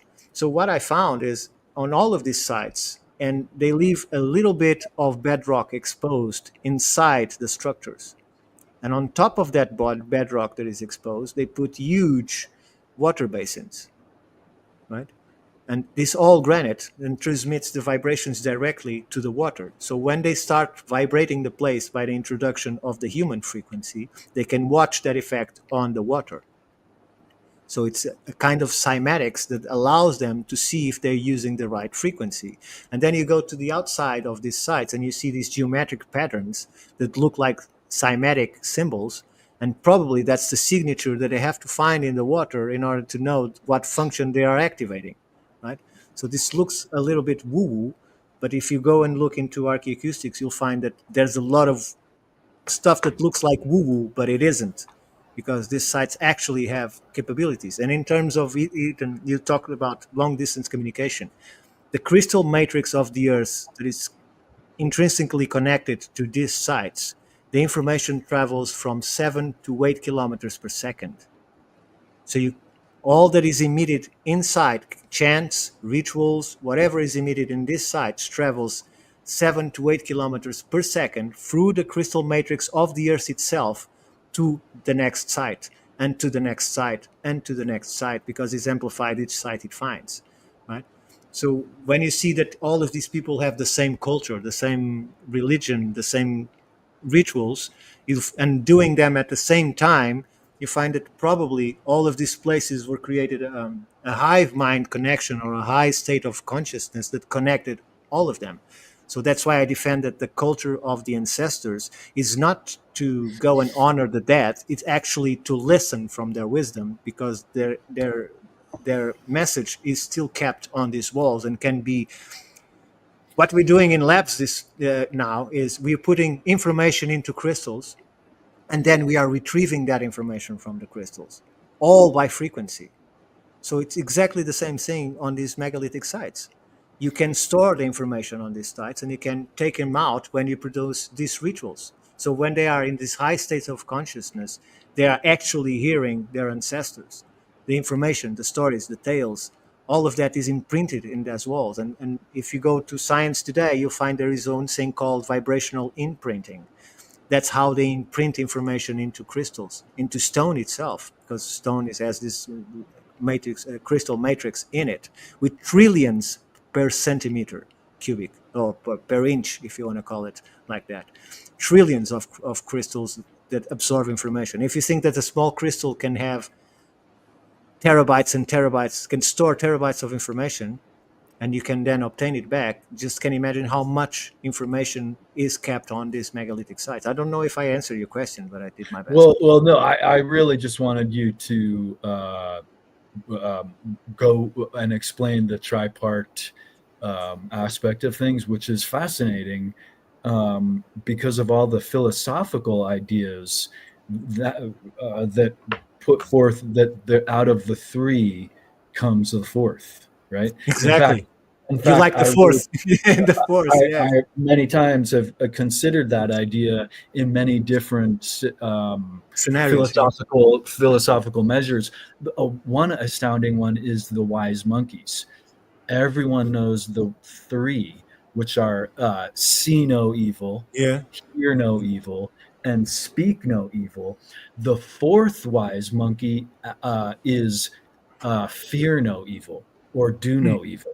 I was thought it was Headless. To you, I was so dealing with some personal issues yesterday that I did not get to attend the excellent hand discussion you guys had yesterday, but I did catch part of it. You talking about, I'm grateful that you even brought up my name, but you talking about the chi ball position of the hands, which I was thinking that really is, in a martial sense, it's bringing into a clench some aggressor, because that's a real center point. You'll see it happen in fights. It's not like something you would plan on, but it's a clench. It's a holding someone, or maybe even twisting an appendage. But you bring together your power in that center point. But also, it's very much like fear no evil, who holds his dantian that being the center point in Eastern studies or martial arts tradition or yoga even, but it's right below your navel, and that is the center of all action. Every action, if you ever broke your rib, you realize everything comes from your center. No, even if you're just moving your arm or anything, and so that idea of being centered and not moved by all these, as we just mentioned, all these Rockefeller, Rothschild cultural influences to get us to go one way and not the way we might ought to be going. So that out of that three, you have the fourth, which is usually the highest aspect of things. And I really wanted to talk about something I've been looking at is mathematics of 108. What first got me on this was there are said to be 84,000 lessons that Buddha put forth. And, some of them might be, just, uh, we should be balanced. Like that was like the first level of insight and enlightenment for the Buddha when he realized that you could have your drum strings too tight and it doesn't work. And you could have your drum strings too loose and it doesn't work. It has to be just right, balanced. That could be one lesson.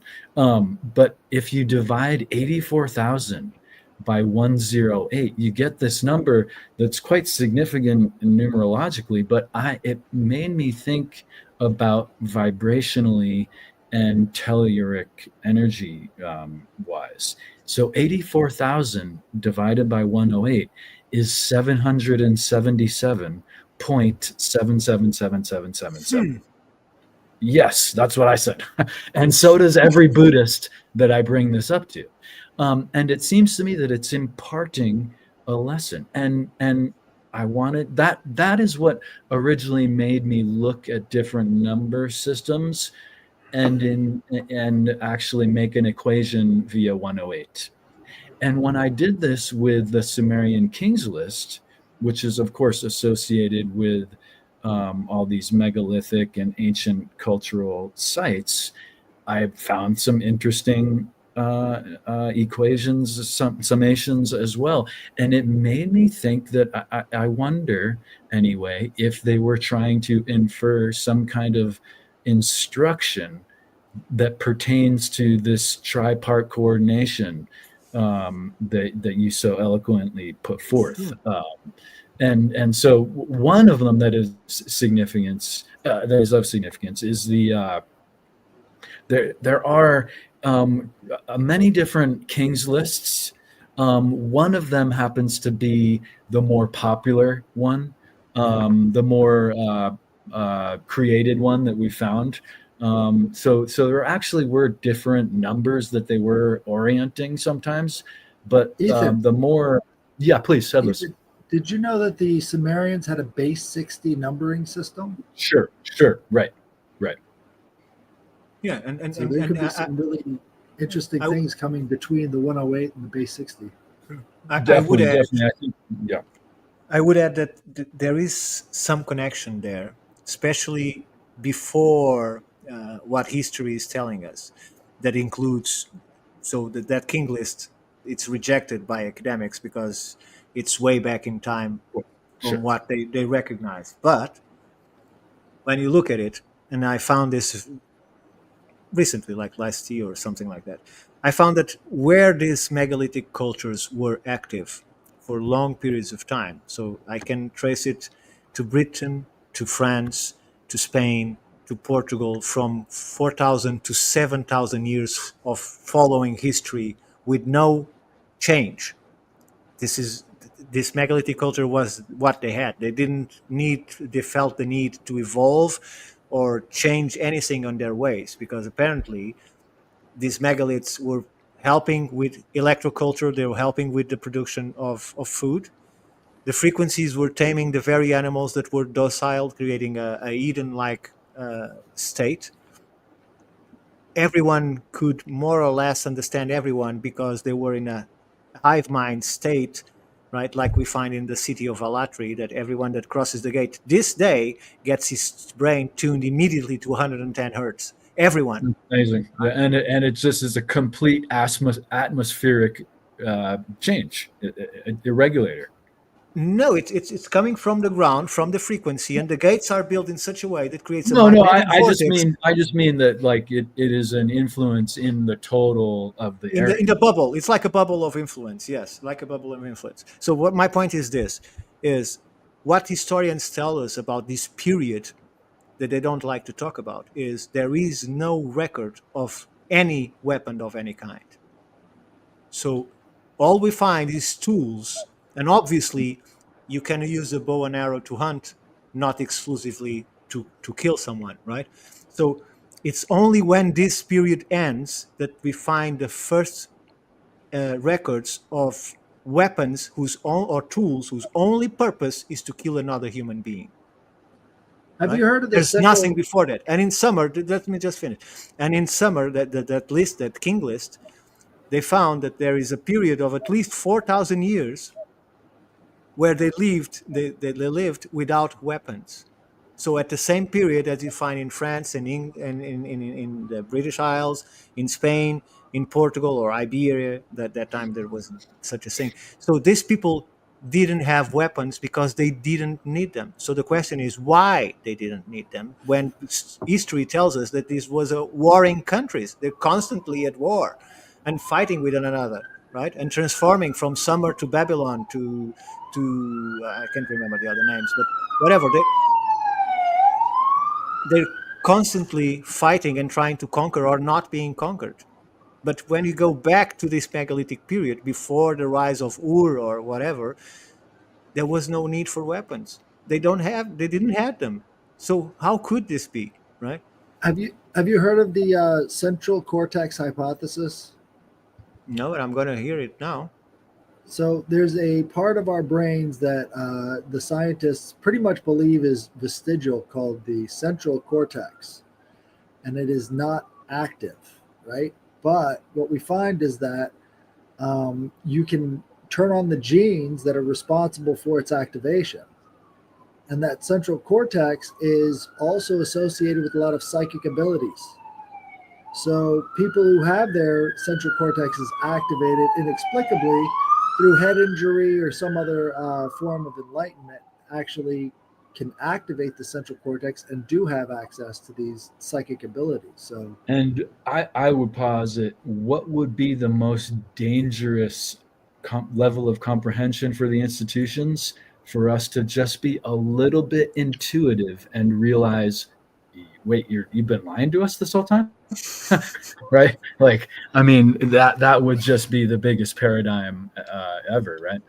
Well, So whatever they did, this vibration to maybe just decrease our potential for that just a little bit each time. And these scientists, the scientists believe that it was through the activation of the linguistic centers of the brain that caused the central cortex to go dormant. Because if you're using your words, you're not using your brain to transmit the information. Sure. So, and this happens on about Alatri today. So in Alatri, it's famous as a tourist attraction because people have paranormal experiences even without believing in any of that stuff because of this tuning of the brains to 110 hertz that everyone has. There's people saying that they see what the other guy is thinking, or they have visions of thoughts of other people that are with them on the same visit because they're already entwined with one another, and that facilitates the process. So this happens constantly in Alatri. So it's more or less what you are describing, right? it reminds me too of the story or a story of the creation of language from ancient Egypt, where Thoth is asked to create a way for people to write things, and it's done via a system that is of the ibis feet, right? Kind of like the Sumerian writing in its original, and he forms a language and a writing system, and he says to the leader, he says, I have questions about this because people may not be able to remember things anymore, and truly function as a human. And so even in that creation story, they have that idea. Think about the choices we make at birth that ends up impacting the way a child sees the world for the rest of his life, right? What if there are differences in these cultures that sort of start to spark the use of this telepathic organ right as the babies are coming out and seeing the world for the first time? That could change everything. It reminds me of how the Hopi give birth traditionally in darkness for the first 9 days, I believe, because that's how the kid is accustomed to being in the womb, is a very dark place. And what do?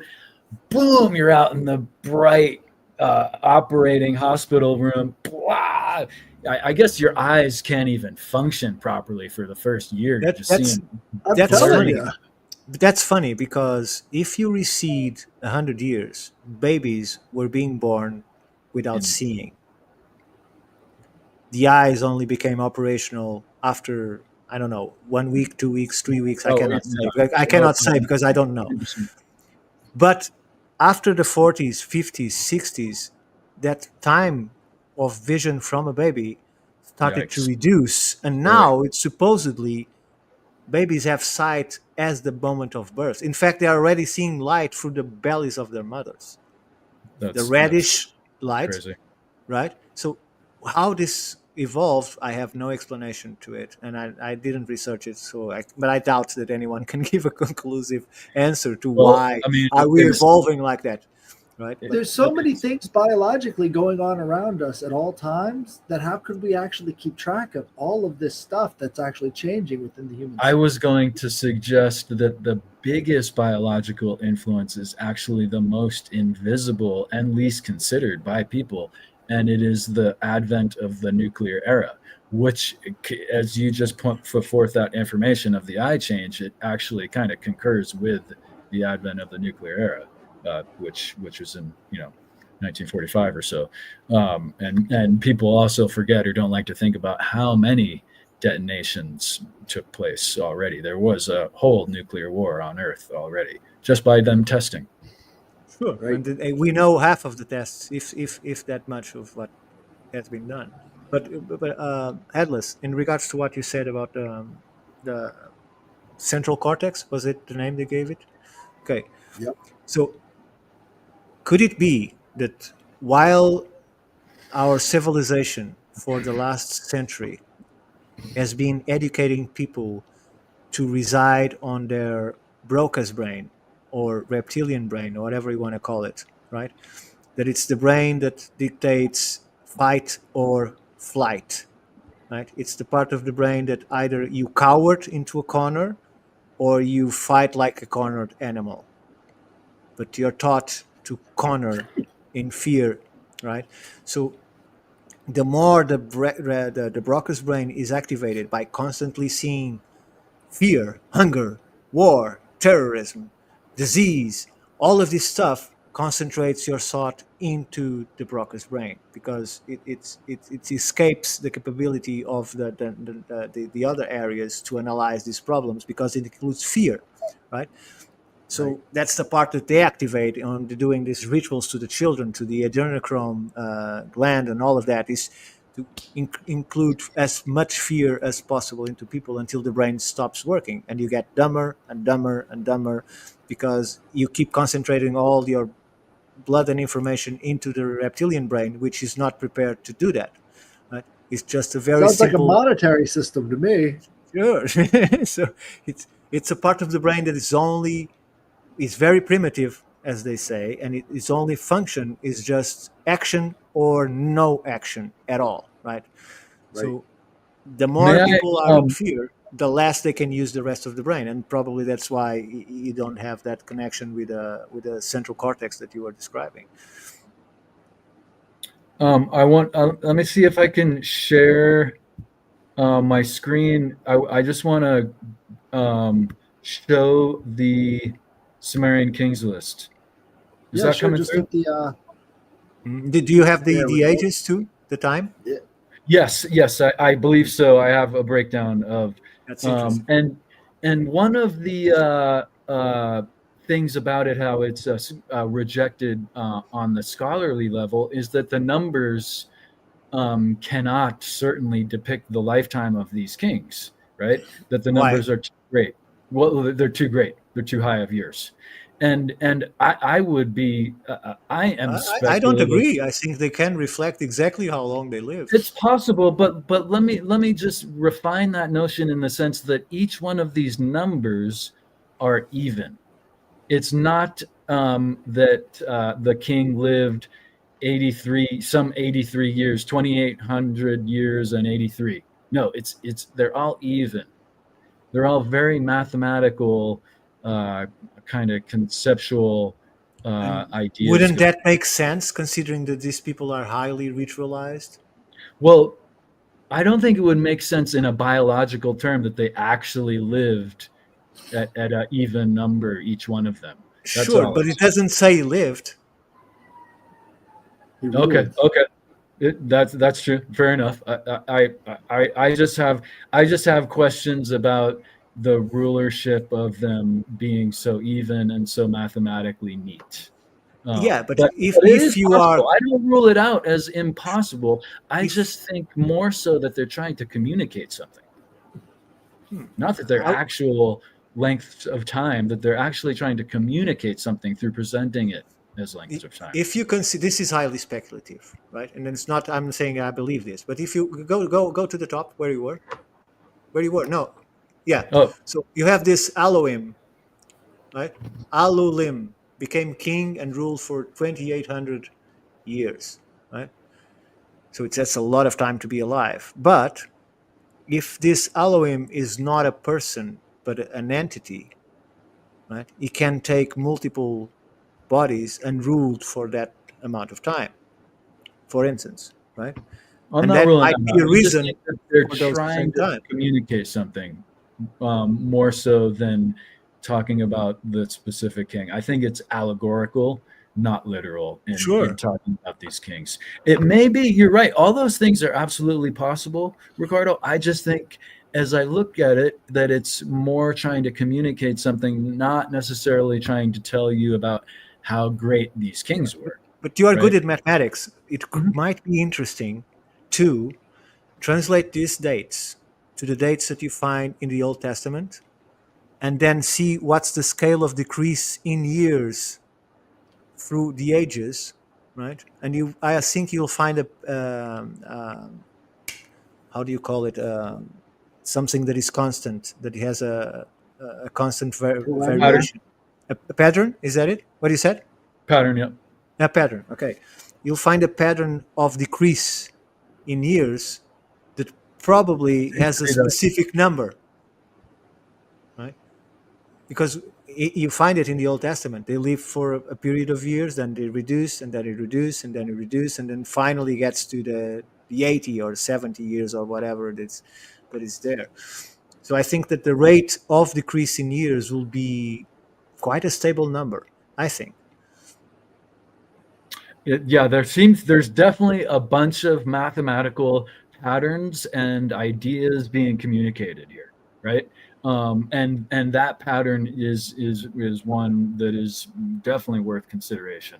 Um, so it's interesting that the 108 number is obviously mathematically significant, but it's primarily spiritual significant in another part of the world, right?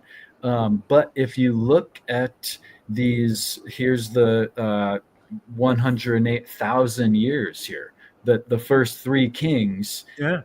add up to that, right? There's the 28,800 years, but there's the 432 again, the 432 All being numbers of significance. All numbers of significance. all that's my point. 36,000, of course, is one third of Sure. 108. And these first three kings add up to 108,000. That is striking, and just seems to me that, again, there's things, not just one thing, but many things that they're communicating. And here's where I kind of get the idea, possibly. I'm ignorant of this, Ricardo, but I think you might be able to see. Oh, these are at different sites, or potentially even just consider it later. That seems to me to be a number of significance to 28,800 divided by 108. It seems very neat, right? To 266.66. 36,000, of course, it's 1/3 of 108, so we get that endless 3. And 64,800, of course, 64 I Ching, and 800 also the 8 elements of the Bagua. You get 600. That's seems significant. Mathematical cycles. There's something going on here that they're imparting or communicating, and to your point, actually many things, to your insight, many things that they're communicating. So I here's the different vibration. There's another point to this, that is, if you recede all of those years, and if you recede 3 centimeters a year, you'll find the moon is much closer. And by the moon being much closer, forgive me, the Earth will rotate much slower because it's more affected by its gravity. That is, contrary to what we said, what we are told is actually, and I say this factually, although people might disclaim me, but that's the fact. It's a minimum of 64% of the surface factor, the surface factor of the Earth. So it's not 16% of gravity of the Earth. It's 64 to 66% minimum, right? So if you bring that closer to the Earth, you slow the Earth down, and obviously the time of day will be completely different. Is that why all the clocks are wrong? Have you noticed that? I program my microwave and my alarm clock on the exact same day, on the exact same time, and a year later, one's 5 minutes fast, the other one's 5 minutes slow. How does that happen? Because they have different crystals, different oscillators, and one are better than the other. Probably. Because the clocks are ruled by a crystal inside. How would we know if time is speeding up or slowing down?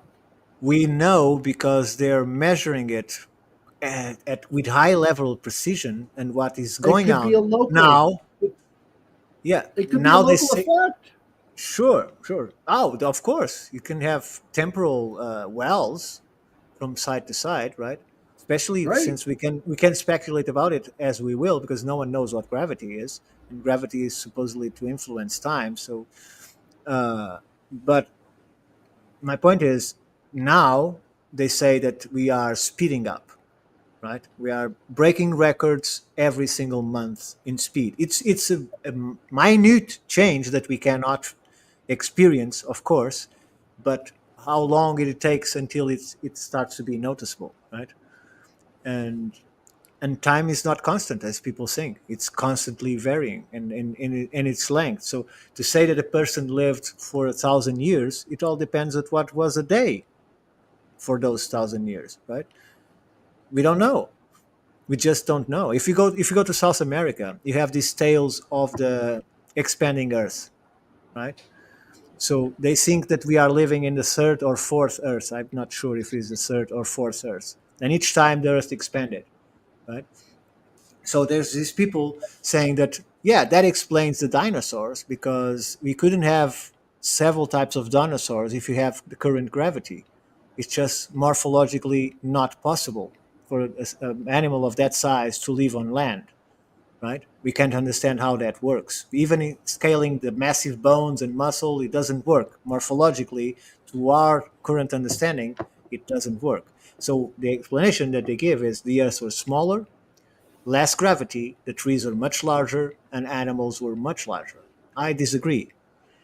I think that the illusion is caused by the fact that the moon was much closer and make the Earth look smaller from the perspective of the human on the Earth.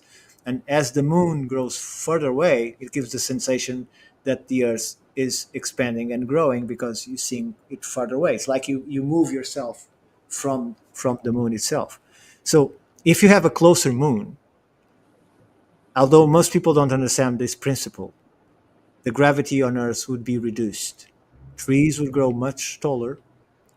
The chemistry of the atmosphere would be slightly different. The animals can grow much larger than they are now because the gravity factor would be smaller because one influenced the other. So each time the moon was moved away, and I'm saying exactly moved away and not as distancing as it is now at 3 centimeters a year, as the Earth was moved away further and further, dramatic changes happened in the biosphere of the Earth, right? And this may include the time that people lived because the days were different. So it might be an explanation, it might not, but I think it's interesting to question about it. Well, Ashton Forbes was saying that the book that brought all of the pieces of cosmology together for him was Hal Puthoff's Gravity is a 0-point fluctuation. And so he says that the space-time is ether, right? And that's the way you make the unified field theory is you just basically put ether in for space-time, and then it makes all of the contradictions of the two theories work. Well, if that was the case in the 1980s when Hal Puthoff wrote his book, what's been happening since then? So, yeah, if it's a distortion in space-time, if that's what gravity is, then why wouldn't there be other distortions happening at different places over the world? So, and if you're changing gravity using these distortions as an example, you're changing time. That's changing speed, right? And if time is relative, that gravity that's placed on you is almost acting as an inertial force, changing the time. Sure, but So, I have a fundamental problem with gravity. That when I'm not a mathematician and I'm terrible at mathematics, but I did look into physics, just as an observant level. And I found very quickly, as we're reading about it, that gravity is a weak force. It's absolutely minute. right. It's incredibly tiny to be registered as we registered here. So gravity itself would mean nothing to us if it's not related to other forces, right? Because it is a weak force, and people go and look what a weak force in physics is something that really has no significance at all in the physical plane. It has no Right. manifestation. It's too weak to be manifested. It's exponentially like 10 to minus an enormous number. It's Well, extremely weak. that's his thesis. So he says when you're accelerating close to the speed of light, right? Something holds you back from achieving that level. And so he puts forward, well, that's actually the substance, right? It's like 0-point energy sticking to the surface of the craft, right? So that means it's actually a thing. And so with that in mind, apply that to space time, and that's what's happening is space time is being attracted to itself, creating the force of gravity. But that's not a constant. It's like you were saying, it's a weak force on the I subatomic level. That's what's happening. I don't buy that stuff that we can go until speed light. I just don't believe it. And I tell you why. Because if you put a craft accelerated constantly at 1 g, it will take some time, but it will reach the speed of light and will cross the speed of light. And we thought we couldn't pass the speed of sound. And what happened? We broke the speed of sound, right? We thought we couldn't achieve certain velocities in water. We crossed that. It's just a matter of technological prowess. So Well, if we that's the put thing. He says if you're molding the space time in front of your craft, then it doesn't matter. You're going to go faster than the speed of light because you've offset the substance that's preventing you from achieving that. true, So they that's the achieved whole basic. sound. They achieved sound traveling faster than light in lab experiments. And people Right. dismiss this because it was it wasn't a malfunction. It's record there. And they replicated many times because they couldn't believe. In that particular setting, sound travels faster than light. Right? So Right. we don't understand any of our physics. Why? Because our physics are based in false assumptions. Yeah, the Complete false false assumptions. assumption about retrocausality, because they just said let's do the sound at the same time as the time it's being emitted, and then they tweaked it a little bit and found that they could get the sound to come out before it was emitted, Before it which was doesn't made. make any sense. So they're factoring all this stuff in as if it's a constant, but there's no actual reason why you should assume that. No, look, and it's like time travel, right? So if you want to travel back in time, you just need a very big distance from what you want to watch and a very good telescope to look into it, right? Right. Because light takes some time to travel. The sun that we see, most people perhaps don't know this, but the sun that they're looking, it's 8 minutes away. We are looking at the sun as it was 8 minutes ago, not as it is now, right? Because the light of the sun takes 8 minutes to reach the earth, more or less, right? So we are looking in time just by being distant. But if you want to travel into the future, all you have to do is put a guy in a craft, gently accelerate it by 1 g constantly for a year. Then slow down the other year and then repeat the process back to Earth. When he gets here, the person that he left that was 40 years old, it's not 43, it's 56 or 66 or 76 because time was completely different for him and for those that stayed at Earth. So we can time travel. We just have very archaic and complicated ways to do it, but that's the principle how it works. We just need to learn how to do it stationary, right? As long as we can influence electromagnetic waves or forces or whatever, we can actually do that without a problem. It's just another equation. Right. Well, hey, we've been on here for a long time. I think I'm going to finish it off with my little presentation. This is just more of an art study. So I found a hand of Sabazios that actually had Sabazios on it, standing on the head of a ram. And Headless. above his It's head, blue. It's blue, and you can't see. It's like copy pasted blue. Your image. I Do you don't, see what I'm talking about on the screen? Or I see is that? I see the Oh image. no, I'm sorry. No, I'm sorry to interrupt. It's me. I'm so sorry. that's fine. But yeah, it's so as I was mentioning, Sabazios is closely related to Dionysus, right? They call him Dionysus Sabazios, and Dionysus is closely related to Shiva. And as you can see on top of his head, he's got that Shiva crescent moon. Hmm? It's sitting right there. So I thought that was an interesting crossover. Again, you've got the pineal Very gland cool. thumb Pineal gland on the other sticking out. side. And And what's on the left? It's not. I cannot understand what's on the left. that's usually a snake coming up from the back of the hand, right? So this is the hand of blessing that you see in all the Christian posters of Jesus. That's that's what it is, and that's where they took it from. But the hand of blessing has all of these different occult symbols on it. So this hand of Sabazios, I mean, if you watch the hands episode from last night, it was so strange how everything kept fitting together. And I started it off by talking about the fractally nature of the hand. You know, the 5 points of the fingertips are like the pentagram, and the pentagram is infinitely scalable using fractality. And so the hand is kind of this fractal as well. So it keeps appearing in all these different cultures, all these different times, all related to each other, almost like hands building hands. And I thought this was the hand of Sabazios is What a is at the really good bottom? representation. Is people at the bottom? That is the cave where Zeus was suckled by this goat, right? While he was being hidden away. Well, they've sort of replaced that goat with this Sibylline character, like this All Mother, and so the All Mother is nursing the child inside the wrist. And if you know anything about the hands, most of the muscles for the hands are in the wrist. right? So it's like this is giving the birth to the rest of these works.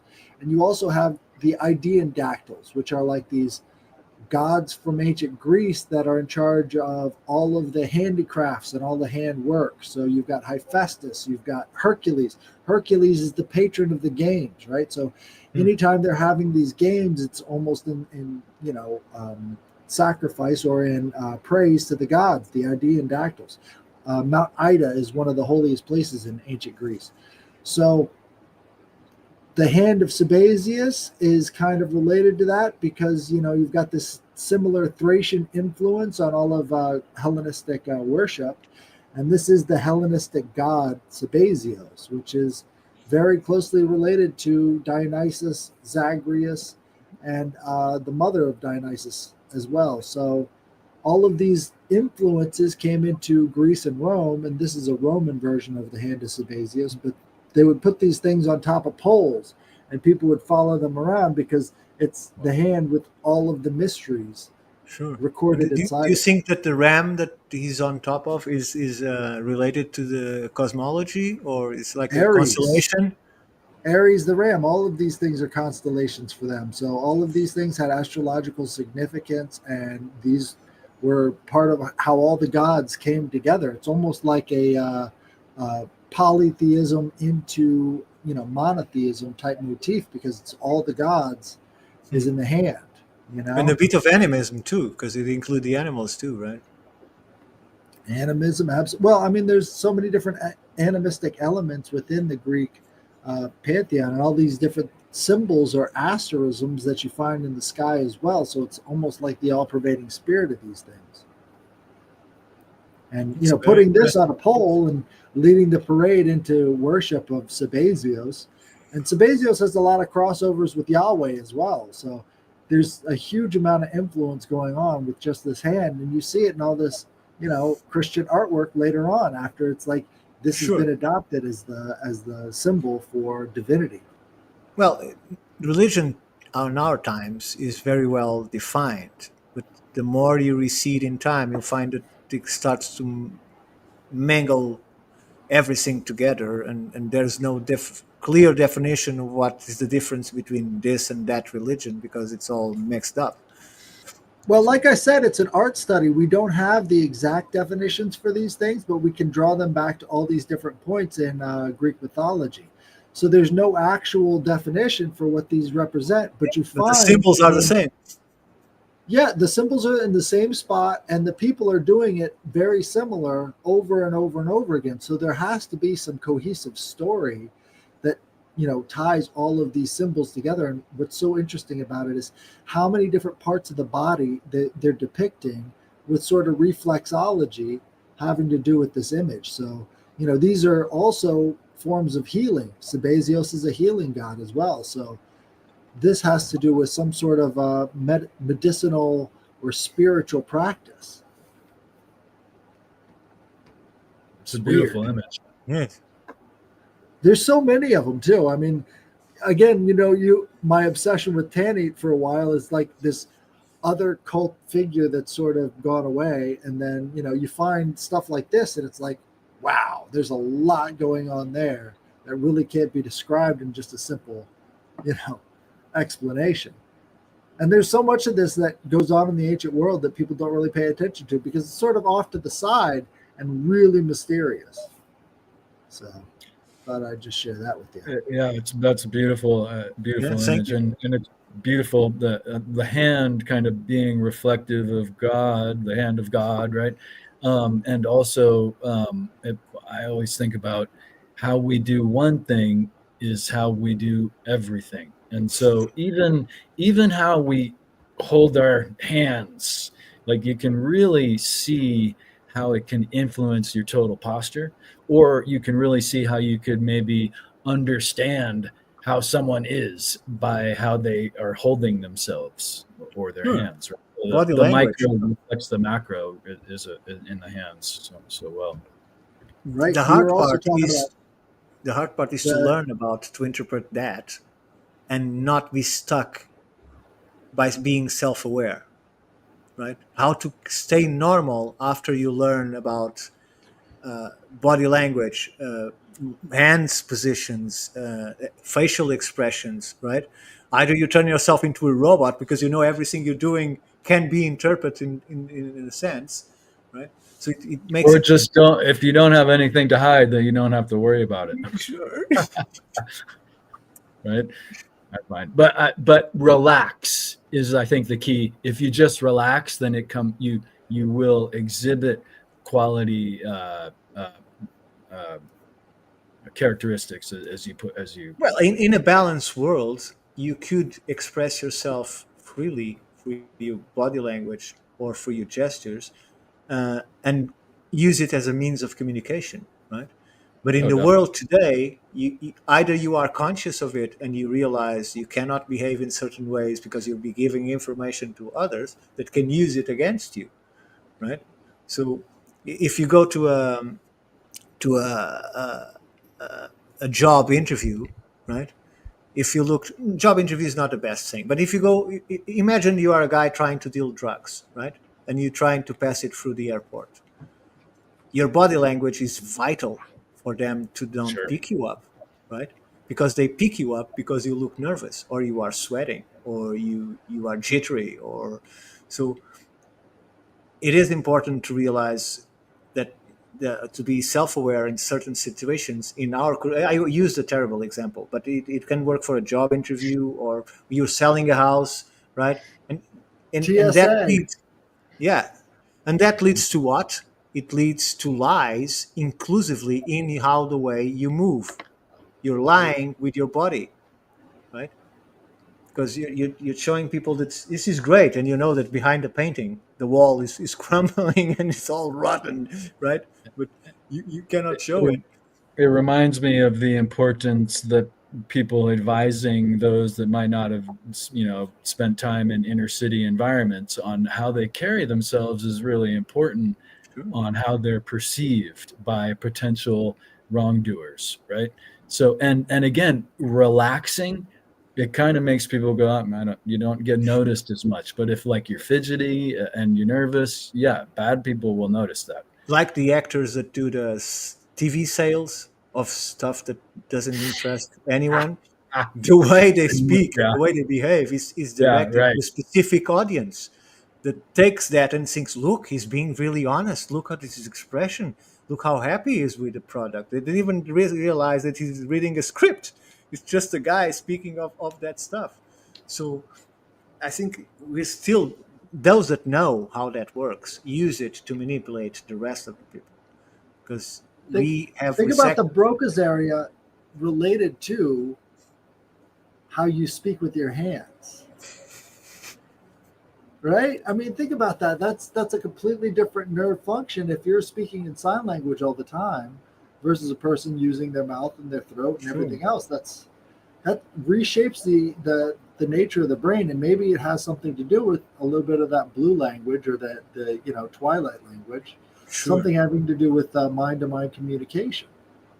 Maybe you can send the signals without even using your hands. Sure. Or you can use the hands to intensify the signal. Right. Because you're manipulating energy around you when you're moving your hands, your own energy. It's awareness. I think there has to be some sort of rediscovery of these principles, because there was a lot of sign language going on with Native American tribes who used trader language. So as they were moving up and down these rivers, they would be able to speak with other people in other tribes that had completely different languages based off of sign language alone. Sure. And Something interesting there. It crosses boundaries. and Ethan, help me on this. Do you think that in your studies of martial arts and Tai Chi and the control of energy on the key itself, you think you can use that key to put away or bring closer in communication to others, right? Oh yeah, and Or even sense this guy is trying to do something to me instead of this guy is a good soul, right? We can use that. well, that's a that reminds me of two things. There's one phrase in Chinese, "tin jing."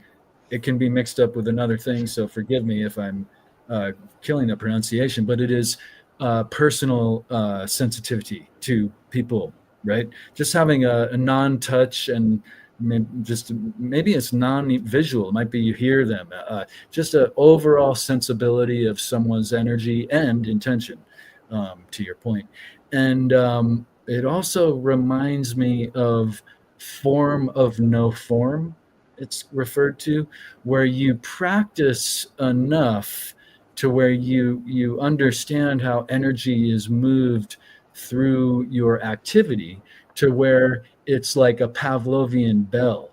You just think about doing the form and you have that integration and movement of energy through this response mechanism that you've really built up in your practice, and you get this quality of form of no form. I'm not there yet, but I'm just saying that there are manifestations that we can practice that are very physical, not necessarily rigid, but that can then transform into just this idea of this form of no form power. Sure. Manifestation by will, basically. And it might have been refined through so much repetition that it's just ding and it Sure. goes right and not having to do anything. Just so, it's so trained in the mind that it's just Somehow, forceful. the way you describe it sounds a lot like an occultist would create a ritual.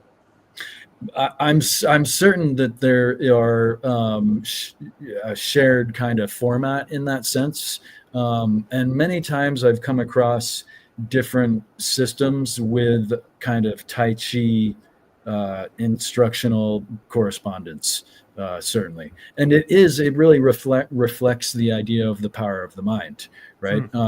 Through repetition, we can really influence our response.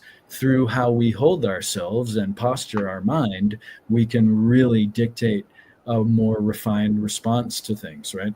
Sure. And it might be one might be able to develop form of no form without knowing Tai Chi. It can be, another physical activity that can bring about another type of energy. People have probably experienced it before without Tai Chi practice. Okay, I used to say there's a lot of roots to the same result, right? So Absolutely. Right. Well, this Tai has Chi been is just a refined kind of aspect of it, right? What we can get it through washing dishes. wax on, wax off. But this has been a great trialogue. We went on a long time. Yeah. We're going to be back next Sunday. Guys, do you have anything to plug? Anything coming up? We plugged in at the beginning, so it's the same stuff. Well, Ricardo, why don't you share what you're doing in North America for everyone? So I'm here because I'm going to do a presentation on October the 3rd on the 25th AAPS conference. I want to talk about the missing copper and try and bring some solutions to the problem from the group that is looking into this. And I'm hoping to start doing active work for the Institute as soon as our 501c3 comes out. I'll have to start going about the country and the United States to look into several organizations and people that already made some agreements with us, but are expecting the 501c3 for us to be able to accomplish it. So I'm hoping to move the Institute to the next step now while I'm here. Cool. Excellent. So it's a new life, but we'll see how it works. Exciting. That's exciting. Headless. Absolutely. Maybe this time you managed to finish the show. Let's see. Yeah. Ethan, you got anything? Or I'm working on a couple articles that'll be on called researchinstitute.org soon, and little things here and there, and just I just appreciate you guys. Little great things. Yeah, Thank you. Worth little reading. great things here and there. Thank you. Little blessings are always better than none. But thank you for showing up. I'll be back on Thursday. Send me those emails, headlessgiantpodcast@gmail.com, and put story in the subject line. Talk about what you got going on. I will see you guys next time. Thank you.